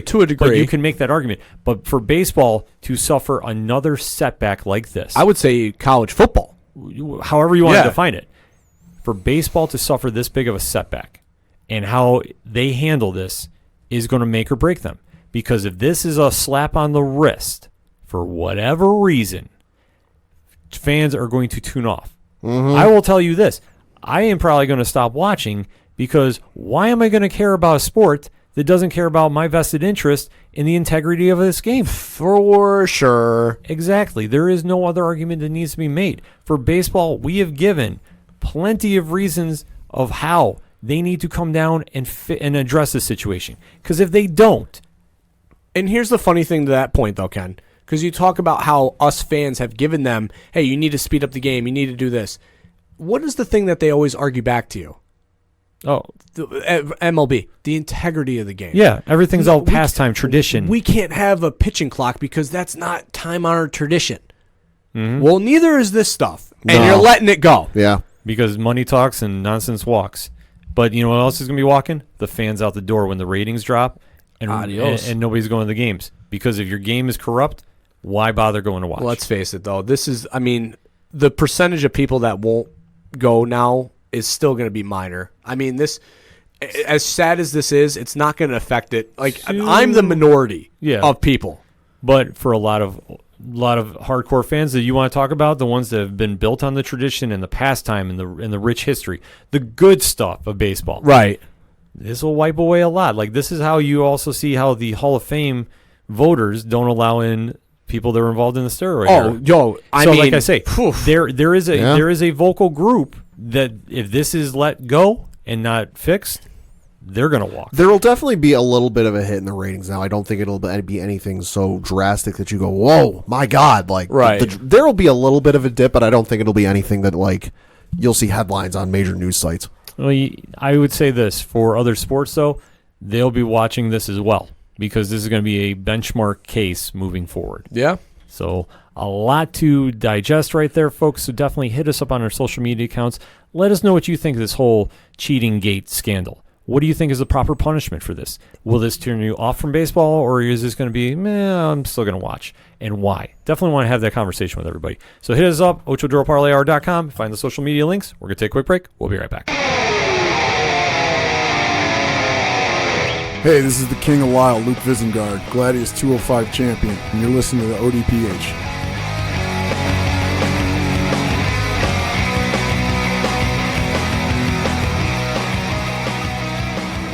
Time to run the ropes here on the ODPH podcast, give you a little bit of pro wrestling talk. Yes. And a lot of news has been happening this week. I know we're going to have a guest blog from Rich from 3FN on OchoDuroParlayR.com breaking down War Games and the Survivor Series this weekend. But for the WWE, the biggest moment was CM Punk finally addressing all the rumors, all the hype on WWE backstage. So let me ask the panel about this. Mm-hmm. What did you think of his first appearance? I thought it was a good appearance. I mean, I definitely don't think that anything too crazy, kind of happened. It definitely wasn't, stand the world up on its head, newsworthy. But I mean, there were some interesting quips, some interesting takes, and I thought him and Renee Young, the chemistry that the two of them had, they definitely should be hosting a show. I mean, I know Punk, they said that he's only going to be, appearing every once in a while, but the two of them worked so well off of each other that it made the show actually better in my eyes. No, I mean, it was a ho-hum thing for me. I didn't watch the entire thing just because it was a little... like the thing I hate with the show is how late it is. Yeah. It starts at 11 o'clock on the East, which is a time a lot of folks go to bed. I mean, myself, I was getting ready for bed and laying in bed watching on my phone because I had to be up for work the next morning at like 6:30 in the morning. So, but I honestly... it was cool to see him do the interview and really talk about it, and it really showed that, like, okay, he's not being held back by anything that he can or can't say. But kind of the moment I turned it off was when they started doing the promo school thing, because I'm sorry, that segment is just cringy. But it was nice to see him give the interview and really dig into and really not hold back on what he was thinking and feeling. No, I thought it was a little underwhelming at points. I thought the whole promo school thing they tried doing, I understand. They just need to can that. It's nonsense. David Arquette coming on there and rehashing the old WCW thing. It's corny. I'll say the only good thing that came out of that is the gif of Punk holding up the F- sign and changing it to a plus. That's going to get a lot of use. Yeah, that one is going to be interesting. But overall, he came out, talked to Renee Young about what made him want to come back, and it was somebody from Fox threw him the idea that he claims that nobody from WWE has spoken to him, which I don't buy. For any reason. I think it's so telegraphed. Yeah, I mean, listen, if you want to play up the thing and do the Fox gimmick and say that it was all them and everything, like, that's all well and good. It's just like, I find it hard-pressed to believe that WWE has played everything so close to the chest for years that all of a sudden they would just let, because they have a partnership with Fox, let Fox make decisions on what's going to be featured on a show with their logo. Yeah, on it. exactly. Like, that's crazy. Yeah, for that whole nonsense that he's trying to sell with that, it's like... At the same token, though, they're giving him a bit of freedom, because you think back to at least some of the stuff and some of the clips I've caught of what they talk about and what they say. I mean, I think there was an episode where they were asking the folks that were on there, I think it was when they had Samoa Joe as a guest, they were talking about the Rusev, Bobby Lashley, and Lana angle. And all of them just gave, at least what seemed to me, their honest opinions. And this is kind of one of my issues with the show is, all right, sorry to anyone who still thinks this, we know it's scripted. We know that it's predetermined. How can I sit here watching this going, I know what it's supposed to be. I know it's supposed to be the NFL Live or the Baseball Tonight for WWE. Yeah. And I enjoy NFL Live and Baseball Tonight, both. But I can't have a hard time sitting there for a show that's scripted when they're going, oh, we're going to preview Survivor Series and tell you what you should expect. I have a hard time sitting here watching this going, how do I know you're not in on some of what the outcome is and you know what it is and you're like, oh, hey, allude to it, but don't really give it away. Well, I think that's why, they do the fourth wall breaking every once in a while just to kind of, hey, catch you off guard. I mean, that's why, Punk was trying to, egg Renee Young into saying who her favorite Shield member was. Like the WWE knew that, this couldn't just be a traditional time-old studio show like they had back in the early 90s with the show that used to be on Saturday mornings and what Sunday Night Heat originated as. Like, this has to be, a little bit fourth wall breaking, a little insider. I think that's also part of the reason why it's on, Tuesdays at 11, because it's going to be the smarks that are watching the show. It's not going to be, mom and, dad and son, tuning on wrestling to catch it.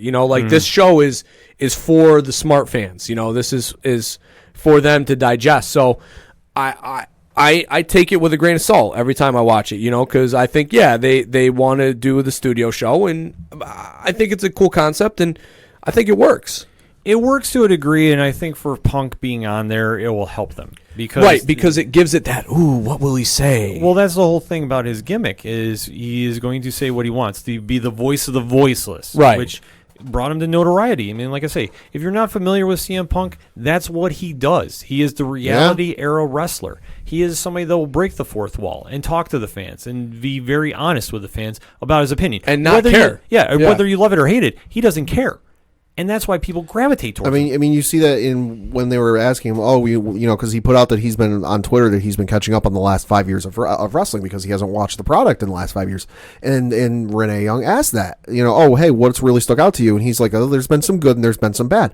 And one of the things that he brought up that I kind of like raised an eyebrow, like, ooh, that's an interesting take, was how he said, the women's evolution is good, but you don't need to give it a title, you don't need to give it a hashtag, just let them go out there and be themselves. Mm-hmm. Well, they want the hashtag to corner the market. You know what I mean, that's the thing about marketing and your business. I mean, and that but I understand his take on it. But it's like you kind of have to coin it, And that's the thing that he, for him, that's just not his vibe. But I get that, and I understood that. Yeah. But I thought what he said made sense. I thought the whole nonsense though about would he ever come back to the ring, I thought was very, very tongue in cheek, so to speak. Yeah. That he was like, well, I'm 41, but in this business you never say never, and just as of right now, nobody said anything. It's not even that in this business. I think he said it. I'm at a point in life where I know to never say never. Yeah. And I wouldn't be surprised if he makes an appearance for one more match or one more thing.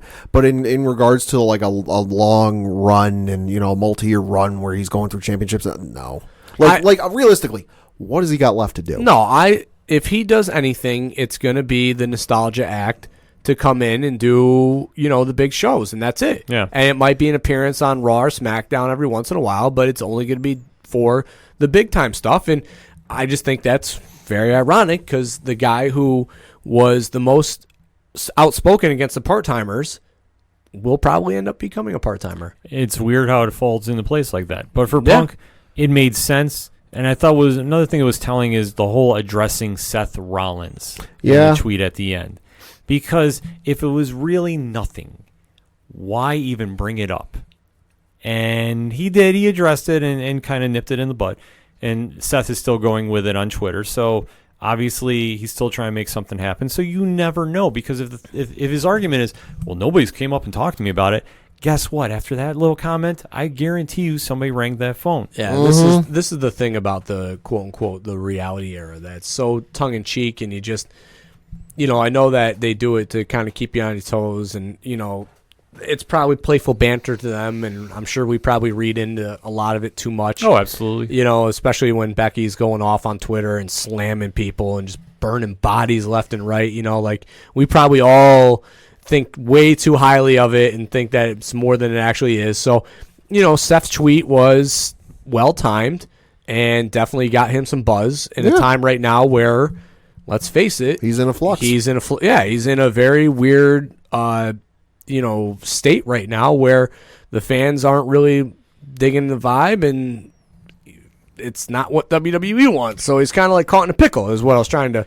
think of. So he's caught out there and he definitely needs to generate something. Obviously, Punk is the biggest name going right now. Right, and I think that's the best thing that you can tie your hat to right now is throw your name and be the first one to capitalize on the fact that Punk returned by saying, face me, you coward. Yeah. And that's going to create buzz. Yeah, and for the rest of the show is pretty much basic WWE programming. Nothing really to write home about. Yeah, Punk did have a very good farewell. Yeah, portion there where he cut the promo back on David Arquette. Yeah, it wasn't altering for me. It wasn't game changing. It wasn't anything. It was just, this is really cool to see him back in the building and around the business because obviously he had a passion for it at one point.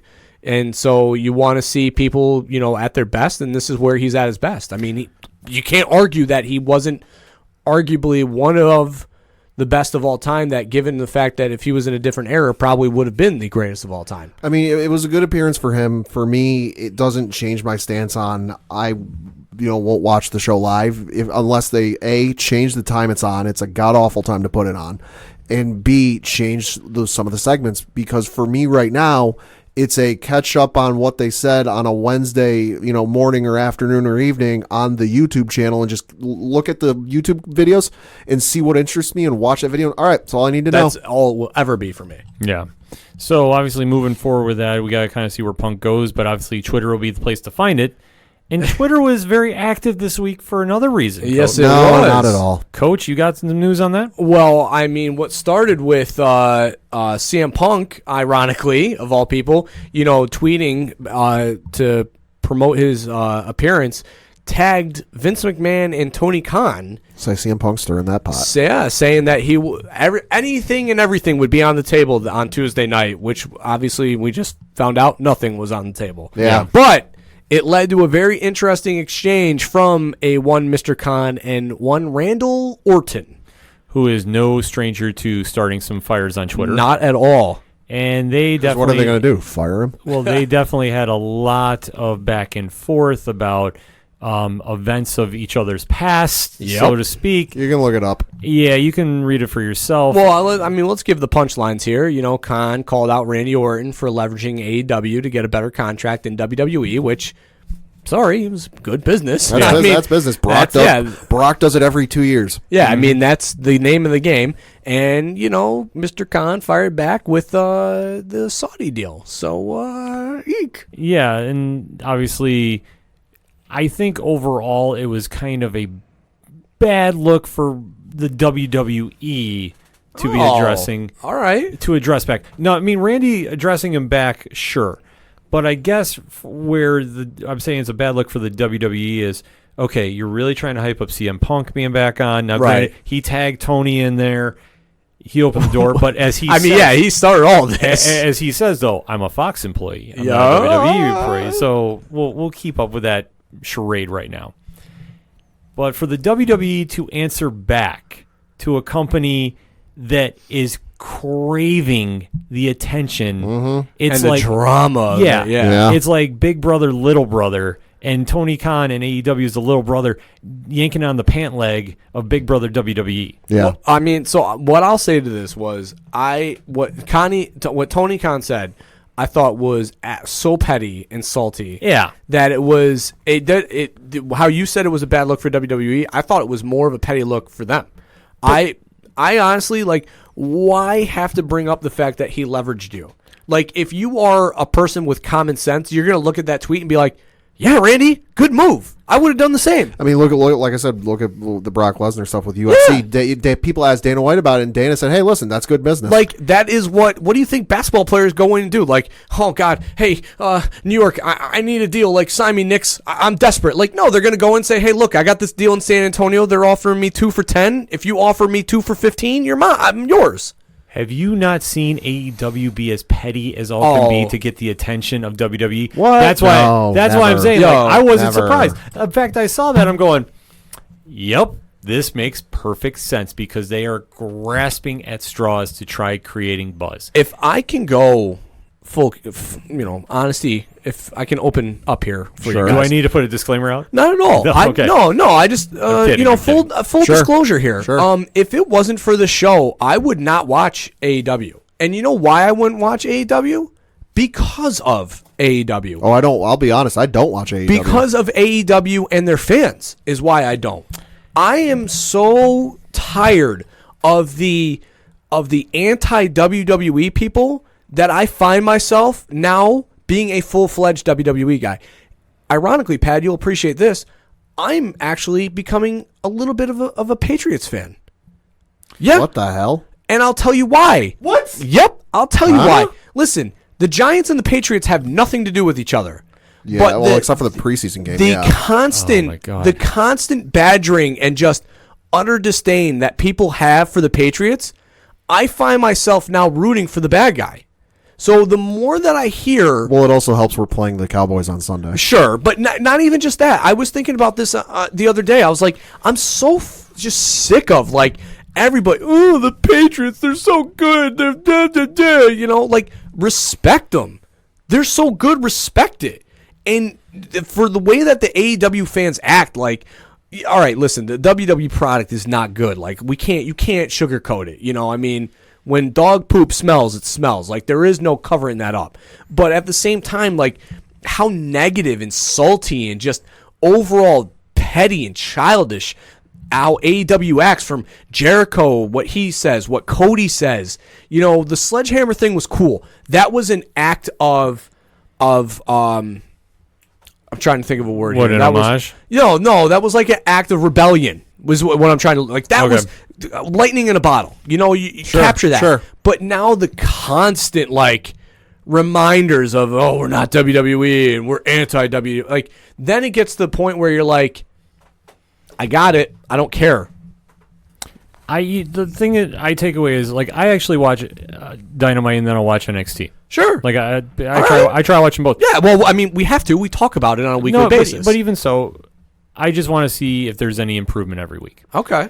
Because for me in AEW, and I've been very critical about this, I don't hide my stance on this, the wrestling is great. Yep. I think the in-work ring wrestling is great. It's a glorified indie. Yeah. But the pacing, the production work, the camera, and I'm sorry, JR is awful. Yep. Awful. So I want to see if they're going to improve. I'm trying to give them the benefit of the doubt. Because I know when I turn on NXT, it's going to be as polished as it can be. Right. Best thing I'm going to see all week probably. Right. But I'm still trying to give AEW the benefit of the doubt. But I do agree with you. The fan base is getting very toxic. That I hate going on Twitter Wednesday night between 8 and 10 and talking about it because everybody is marking out over my God, they're most nonsensical. Yeah. And Jericho's the greatest champion of all time. It's like, come on. It's not even so much that. I'm just example A. But yeah, I agree with you. But everybody is marking out about, like, the one great thing that they had was Cody Rhodes had one of the best speeches he's ever done, his promo. But yeah, and it was all right. Like, no, but I thought for him it was great. Yeah. I thought it was. But the stipulation and all this nonsense that came with it, I was like, all right, thank you for telegraphing yourself right here. Right. I want to see how they're going to bounce back. But I think what I've seen, though, and every week I see the same thing. We want WWE's attention so bad. Yeah. Why?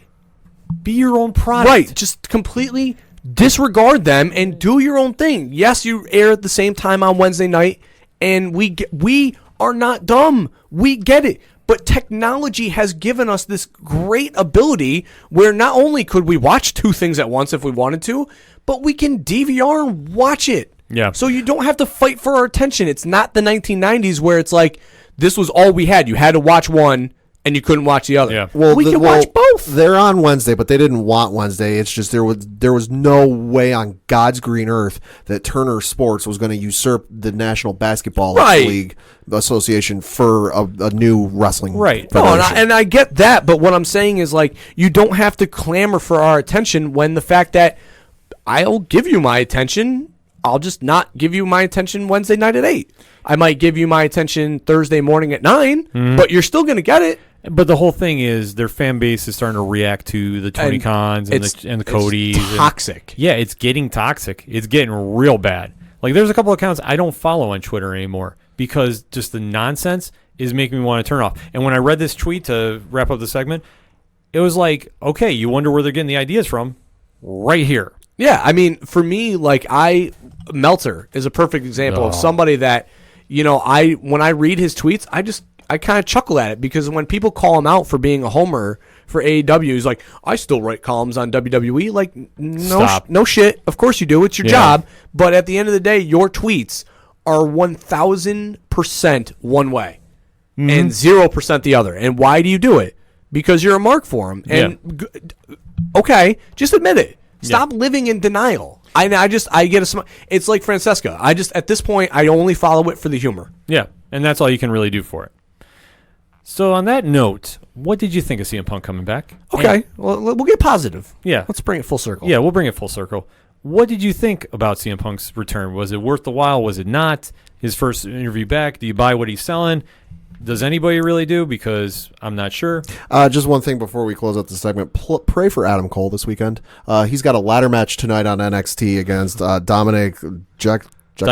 Dijak, we'll just say Dijak. Yeah. He's got a ladder match. Wink, wink. Ladder match on NXT tonight. Whatever he's going to do on Friday night with the SmackDown show. Hardest working man in the business. War Games on Saturday, and then presumably he's going to be in the Survivor Series match on Sunday. That man is going to be sore on Monday.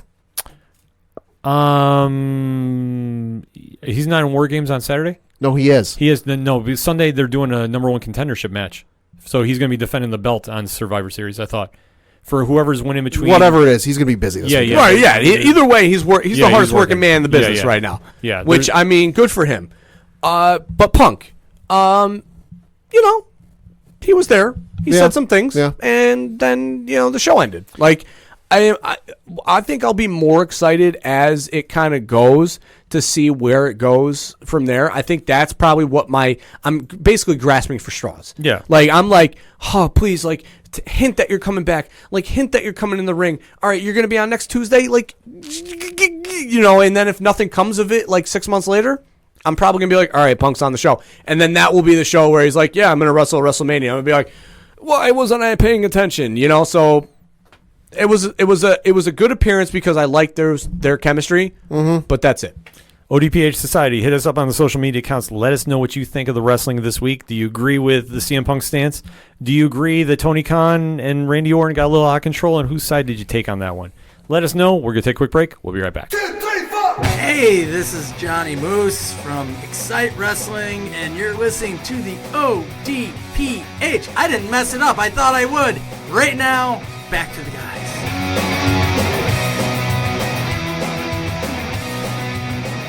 Coming back for the final segment on this edition of the ODPH podcast. Pad, what do you got for that local minute? Well, of course, local minute, we're going to be talking a little Binghamton Devils news because their games last week, they had a home game on Friday the 15th against the Phantoms where they won the game by a final score of 3-1. And then they had another game home game on Saturday against the Thunderbirds, I think is what the team name is there. Lost by the final score of 3-2. Looking ahead to their games they got coming this week, they got a game today as we record on the 20th up in Utica against the Comets. They got a game on Friday at home against the Senators, game time 7:05 p.m. And then they've got another home game on Saturday at 7:05 against the Americans, game time 7:05. More information, binghamtondevils.com. But that is not the only local news we have. This is something that floated on my radar a couple weeks ago, but I really didn't think anything of it because a report came out a couple weeks ago that Major League Baseball was looking at drastically changing the landscape of minor league baseball and shrinking down the number of teams they have, which admittedly, when I first read it, I was like, all right, that wouldn't be the worst thing in the world because there's at least 160 minor league baseball teams. Yeah. So like there's a lot of levels. I mean, looking at the Yankees specifically, they have, if I'm counting this right, according to the Wikipedia page they have for their minor league affiliates, they have something like 9 minor league affiliates. What's the average roster size, like 25? Couldn't even tell you. All right, let's just say 25. It's a lot. That's 4,000 players. Yeah, it's a lot. Mm-hmm. But Major League Baseball has proposed something that would alter the landscape by severing the Major League affiliations of 42 teams in the lower levels of the minors. Now, we don't have a lot of the details with this, and there's a supposed list of things that, you know, the teams are in deficiency on, that needs work on, and this is why they're doing it. But unfortunately for us here in the Binghamton area, the Binghamton Rumble Ponies are on said list of teams that, if this goes through and if this happens, we would be losing our affiliation and losing the Rumble Ponies. Now, the local owner, by the name of John Hughes, owns the franchise, so there would be a team here, presumably, but they just wouldn't be affiliated with the New York Mets. Now, there's a lot going on with this, and we'll definitely keep you updated as it's going on, and it is definitely going to be a messy situation because, if I'm not mistaken on the number, I know this is the case, but the number might be wrong. So at least 106 congressmen, on both sides of the aisle, sent a letter to Major League Baseball in opposition to this and basically threatened their antitrust exemption if they went through with this, which would basically, if they take away their antitrust exemption, if my understanding is right, they would dissolve baseball itself.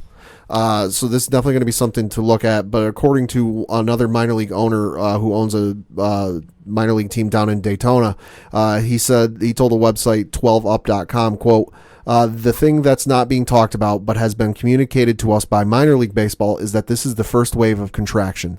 160 teams to 118, 118 to 90 in the next 5 years. They want a clean single A, double A, triple A with nothing in between. MLB's 5-year plan involves cutting baseball from 70 cities and towns across the country that have supported the game, close quote. And like I said, unfortunately for us, Binghamton is on this list of initial teams that would be cut. The thing that the ownership and local officials don't understand is anything that is on this supposed list of deficiencies and things that are one of the leading factors of them wanting to take away, Binghamton has addressed all of them. You know, they said, yes, the stadium is, very old, but in the last 5 years, they have invested a lot of money and done a lot of things to address some of these issues, and they really, Binghamton Mayor Rich David really put it down to a moving strike zone that they've got these things fixed, but baseball is just moving. Local leaders, state officials, and some of our state senators are definitely going to be getting involved in this. Hopefully the team is able to stay. But like I said, we will definitely keep you updated on further developments. Damn. Yeah, we heard rumblings about this, no pun intended, a while ago, but it's now really getting some steam to it. Mm-hmm. And like I said, Pat and I were watching the presser before we recorded yesterday. Yeah. And definitely very telling, very honest and upfront that this is going to be a fight for hometown baseball. Yeah. And for communities, I mean, let's take away from the sport aspect. Yeah. For communities that are small town and that are not major cities, having a stadium and the local businesses that are around it, this is going to affect them tremendously. Right. I mean, I know we're lucky in this area that we have a local business that is able to travel to New York, to see Yankee games and Met games. But that is not the case in every city. That, you can't travel to San Francisco to see. You may not be able to travel to see the San Francisco Giants or the Texas Rangers or the Colorado Rockies. That, like, whatever your local minor league baseball team is, that's the only baseball you can travel to and see in person. So to take that away from the cities is going to do a lot of harm to them and to take away a lot of business. Yeah. This is going to be rippling effects throughout. I mean, my biggest takeaway from all this was if you are in that standpoint, you got to go to the games. Yeah. I mean, I go to Rumble Pony games every once in a while, and the attendance is poor. It's better than it has been in years past. Yeah, sure. It's been improving, but no, Coach is right. Like, people are, there's all these people, this contingency of people that are worried about the Devils leaving. Yeah. Go to the games. Right, and I had that definitely same thought. There's going to be a lot of people in our area who are, sky is falling. Oh, no, the Rumble Ponies are leaving, to which I would say, and I don't mean this as a criticism or any, negative, when's the last time you went to a game? Yeah. Like if you're sitting here, woe is me, I don't want the Rumble Ponies to leave, but then I go, when's the last time you went to a game? And you tell me, 10, 15 years ago, go to a game. Like, I was 9 when the Rangers left, and I understood why the Rangers left. Yeah. Nobody was going to the games, and they found a venue that could hold more people and had a better market. I hate to tell you, if you don't go, teams are going to leave. And that comes down to what Coach is touching upon. If you hear there's nothing to do in your town, because we hear that quite often, go to a sporting event. For sure. Even if you are not into sports, it's still a social event. It's still especially baseball. I know hockey, it's a little cold and you're indoors, but baseball, you're sitting outside on a summer night. You can get a couple glasses of cold ones. You can get a hot dog. I mean, come on, the Binghamton Rumble Ponies game, you can get 2 tickets and parking for like $25. It's cost effective. So just the major point to drive it home is if you don't want your team to leave, go to your games and get very vocal on social media. No difference than supporting local business. Support your local sports team. Yeah. Right, and you can Google search to find the full list. If your local team is one of the teams that is unfortunately mentioned with this list, write your state and local and federal officials, your senators, your congressmen, just say, hey, listen, I'm one of your constituents that live in this city. We got the potential of our minor league baseball team leaving. I don't want that to happen. Can you help us out and stop this from happening? It's the only thing you can do. Then you got to just get to the games. So let's bring it back up on a better positive note here. Yeah. The Binghamton Bulldogs, another victory this past weekend with a 145-113 victory over the Westchester Wildcats at St. Patrick's Gym over in Binghamton. They are playing again on Friday against the Spa City Gamblers, 8 p.m. at St. Patrick's. So another home slate game for them, and I mean the countdown's still on for Syracuse, baby. January 11th, we were waiting to see. I was at the game this past weekend too. Westchester came out. I will say this: they had a very loud, small but loud fan contingent. Wow, good for them for traveling. They were making some noise. And second quarter, a lot of stuff fell the Bulldogs' way, and that's what pulled the rebound because they had a rough first quarter. Sure. That first quarter was brutal. Well, I mean, when you get there just in time for shoot around, Yeah, I mean, it was kind of an odd opening at least from what I could perceive. Right. But that being said, the Bulldogs came alive in the second quarter, and they really swung the momentum back their way, and everybody got warmed up and was starting nailing shots. Yeah, I mean, if the 3 falls, they're going to be okay. Yeah. It's when the 3 doesn't fall. Yeah. So that's what I said. It took them a little while to get going. Like I said, warm-ups, I didn't really see a lot that was impressing me, so I was like, this could be a little rough one in first quarter. Definitely looked it. So that being said, get down to the Bulldogs if you can make it, binghamtonbulldogs.com, or better yet, just go to their Facebook page. Sure, that's way more active. I've literally had to scroll about 3/4 of the way down their page to get to the last game. So let's round those bases and take it home, shall we? Coach, do you want to kick us off with this one? I'm going to pass the pad. Sure, I'll start us off. A little more baseball news because I can't stop talking it, but we had some good news. On Monday, the National Baseball Hall of Fame released the 2020 ballot. It's a 32-player ballot, including 14 holdovers from last year and 18 newcomers. I won't go through the full list. You can find it if you do a Google search, but here's just some notable names that are on the ballot for the first time this year. Bobby Abreu, Josh Beckett, of course, won the World Series with the Florida Marlins and then had the long career, the great career over in Boston. Heath Bell, Jason Giambi is on the list for the first time. Something tells me he's not getting in.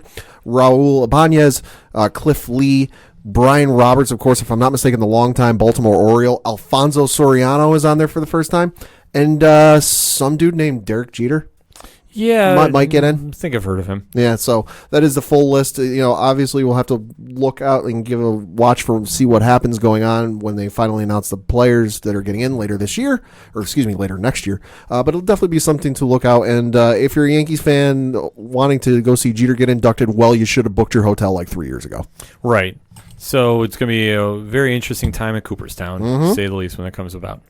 Coach, are you ready now? Yes. So this past weekend, while we've talked so much baseball, let's talk a little lacrosse. Okay. This past weekend, the Premier Lacrosse League had a group of quote-unquote all-stars travel over to Japan to play the Japan All-Stars, or, basically the Japan World Team, in an exhibition game while also having a clinic and a camp there for the youth of Japan to help grow the game a little bit. Obviously, the World Games is a pretty big deal for lacrosse that features, I think they had this past year 42 teams come out and make it. And, typically the top of the notch is going to be Canada, Team USA, and then they actually are the only sport that recognize the Iroquois Nation. So something pretty cool that they do there. But in this event, they played Japan, had a great showing. Highlights of the trip are on the Premier Lacrosse YouTube page. They have a full highlight and vlog of the day featuring the players traveling, in Japan, experiencing the culture and everything. And a pretty good positive thing there. Right on. Definitely sounds it. Breaking news as we were recording, Ben Simmons is at a 3 in the regular season. Hey, the over-under for that was 10. I was like, that is easy money. And, it's this first one, and we're already 3 weeks into the season. So, whoops. Yeah, kind of a big deal. Yep. So I guess I'll run 2 quick things. One, speedy recovery wishes to Alabama's quarterback Tua. Yes. Definitely did not like hearing the dislocated hip and Crazy. ankle. And just brutal. We are not Alabama fans per se, but we never want to see an injury like that happen to anybody. Not at all. Not especially to such a talented player that Tua is. Yeah, so we are wishing him a very healthy and speedy recovery. I know the latest college playoff polls came out. Yes, they did. So any thoughts about that? Anything jumping out? Really nothing much. No real position change as far as the top 4. Maybe some slight movement and adjustment, but everything pretty much stayed the same there. I can't wait. My death scenario of 3 SEC teams, thank God, will not happen. Yes. So we won't have to worry about that. I am a little personally upset though, because obviously hoping that Notre Dame was going to make it to a New Year's 6 bowl. Not looking very good right now with them being 16th, sitting behind a 3-loss Auburn team. Oof. Yeah. Not happy. I can't exactly be too chipper about that, but it's going to be really interesting when the dust finally settles for college football. A lot of big games still left to be played, and now we're getting into real crunch time, so it'll be some fun football to watch. And my other base that I am rounding with was some UFC action this past weekend. Okay. That kind of a little quieter card. Jan Blachowicz defeated Jacare and Jacare moved up to light heavyweight in the title ESPN Plus card that was down in Sao Paulo, Brazil. Okay. Blachowicz did what he does, and was actually kind of surprised at how well he won this one. But he got the decision, so can't take anything away from that. In the co-main event, Shogun Rua was facing Paul Craig, and this ended in a draw. A legit draw. A draw? That's rare. Which is very rare, and this is coming on the roughly anniversary of his epic fight against Dan Henderson. Right. And from 2011, which, if you've never seen that fight, that is my personal all-time UFC favorite fight. That one, I remember watching that, and I said, I don't even care who won. You could call it a draw. That made sense. This one did not. I thought Shogun should have got the split decision, but didn't happen. And Charles Oliveira defeated Jared Gordon and continued a run at the lightweight division that he's been on a tear lately. So very cool to see. He won by knockout, which is very unlike him because he usually does submissions. Right. But strong performance for them. So definitely a very interesting fight night going on there. And let's just get into locks and leaps, shall we? Yes. So we just had to kind of plug that UFC card because it's actually a really good card. So should I kick us off or should I defer? I'll defer to the field. Sure. So, Pat, why don't you kick us off? Sure. For my lock, I'm going to take the New Orleans Saints, who are currently favored by 10 points against the Carolina Panthers. Saints at home. Panthers, Kyle Allen, I'm sorry, you're just not the guy that, Carolina should be looking to fill in if Cam Newton happens to be leave. So Saints at home, expect them to win. For my leap, a little hard because I couldn't find anything that was really jumping out to me, but I figured, hey, why not go for this one? Seahawks are currently a 2-point underdog going into Philly this weekend. I definitely think Seattle 8-2.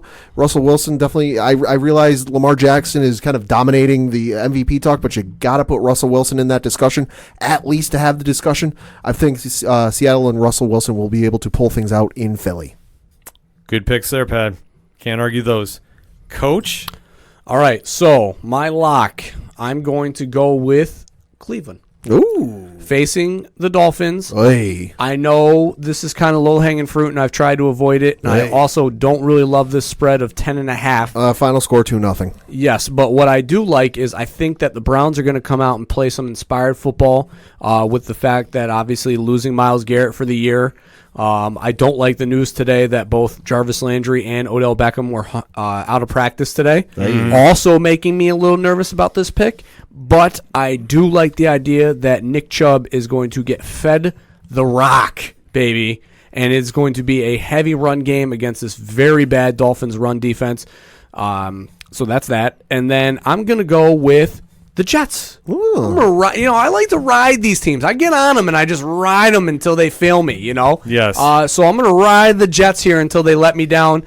Raiders traveling west, 1 o'clock game. All those things kind of add up. You tried that once before and it didn't work for you. Yeah, thanks, Pat. I know. I'm just going to go with it again because statistically, the number is there that West Coast teams traveling east and playing at 1 have a losing record at that stat, okay? Coach, with this line of thinking, this season 0-1. All right. Well, statistically, the number shows that those teams lose. So we're going to take the 2.5, and the Jets are going to win this game outright. And Sam Darnold is going to throw the ball all around the place. But to what ghost? That remains to be seen. I mean, hopefully Crowder, because I'm going to be playing in my fantasy lineup. Fair enough. So for my lock, Purple Rain. No. I'll say Sound Guy Galore are real happy right now. No, not that Purple Rain. No. Whoa. Lamar Jackson and company going against the Rams. Okay. 3-point favorites. And I think it's going to be a good game and a real test of what the Ravens are doing. ESPN was probably so happy to see this coming up on their slate. They must have freaked out. Oh, God, we got one, guys. We got one. Yes. And like I said, I'm riding on the Purple Rain train. And for my leap, I have no faith in Mitchell Trubisky or whoever is starting for the Bears. Hey, be sensitive, all right? He's day-to-day right now. Give me Danny Dimes. Give me a one-legged Saquon. Give me the +6. The upset special of the week. That line is terrible. That is bad. Yeah. That is such a bad line. Yeah. I mean, guys, let me tell you a statistic from that Chicago game last week. Khalil Mack, 0. Yeah. Literally, just the number 0. Nothing. He had Nothing on the stat sheet. I fear for Danny Dimes. I mean, I just like to imagine, I know they wouldn't, but I just like to imagine walking into like a sports book somewhere in Vegas and somebody looking up at the line for the Giants and Bears game, and it just, instead of reading a point score, it just reads, "Do we have to?" Question mark. Well, gross. I wouldn't want to touch this game. But that's what I'm going to. All right. Hey, I mean, roll the dice. That's what we do here. That is what we do here on the ODPH. So I am looking at it because I'm like, no other leap really kind of is jumping out so much. And I mean, the Giants did have a good game against Mitch Trubisky-less Bears team last year with Chase Daniels at quarterback. The Giants played very well, beat them on an almost caught Hail Mary. So, yeah, I like the Giants in this game. It could happen as well. And plus, I just want to hear your epic rant next week because we didn't have any Giants talk this week. Well, I mean, my rant might be more for the Bears because I feel so bad for Trubinsky. Yeah. What a nag you with that. What a BA move. Oh, yeah. What a BA move. You know, and now you list them day to day today. Come on. Yeah, you've now officially just ruined that kid's confidence. Yeah, I mean, literally, why didn't you just take the bus and just say, "Hey, Trubinsky, can you just stand at the 50? No, don't worry about it." And then just plowed him with the bus. Yeah, because that's all he needed to do. Because that's what he did. That's literally what he did on national TV. Yep. So that's what I said. Mentally, he's shot, and then whoever the Bears' backup is, I don't even care. Chase Daniels. Yeah. Yeah. So Chase ain't going to do nothing either. No. And I mean, the Giants' secondary has nothing to worry about for once. And who's their kicker still? Pinheiro. Yeah, which you haven't cut him for missing all those kicks. They love it, though. They're Chicago doinks. Enough said. I'm sorry. Listen, Rosas did not kick any better against the Jets. So Yeah, the only thing winning in Chicago this weekend is going to be the WWE. Oh. So that is where I'm going with definitely that. Definitely not the Bulls. Come at me, Chicago. Exactly. I'm just kidding. No, don't. You'll get dealt like Dallas. No. So let's end it on that note, shall we? The music you heard on this episode is that of Fair City Fire. They're our friends from Austin, Texas. They are a great band. If you're down in the Texas area, you should go check them out because they are traveling and doing some tour dates. You can find out about that on faircityfire.com. If you're not sure how to get there, ochodoroparlayhour.com/music. You can find out about them. Shout out the Robots, who have a huge live show at the Lost Dog Thanksgiving Eve. You can also check out Walking Distance, Honker, Floodlands, all the great music you hear on the ODPH podcast. You can also check out hashtag 607 podcast, where you can find out all about Three Fat Nerds. You can find out about Horror Zone 607, everything that's going on in 8122 Productions. Do you know they're on Patreon? You should, and you should definitely check out all they're offering there as well.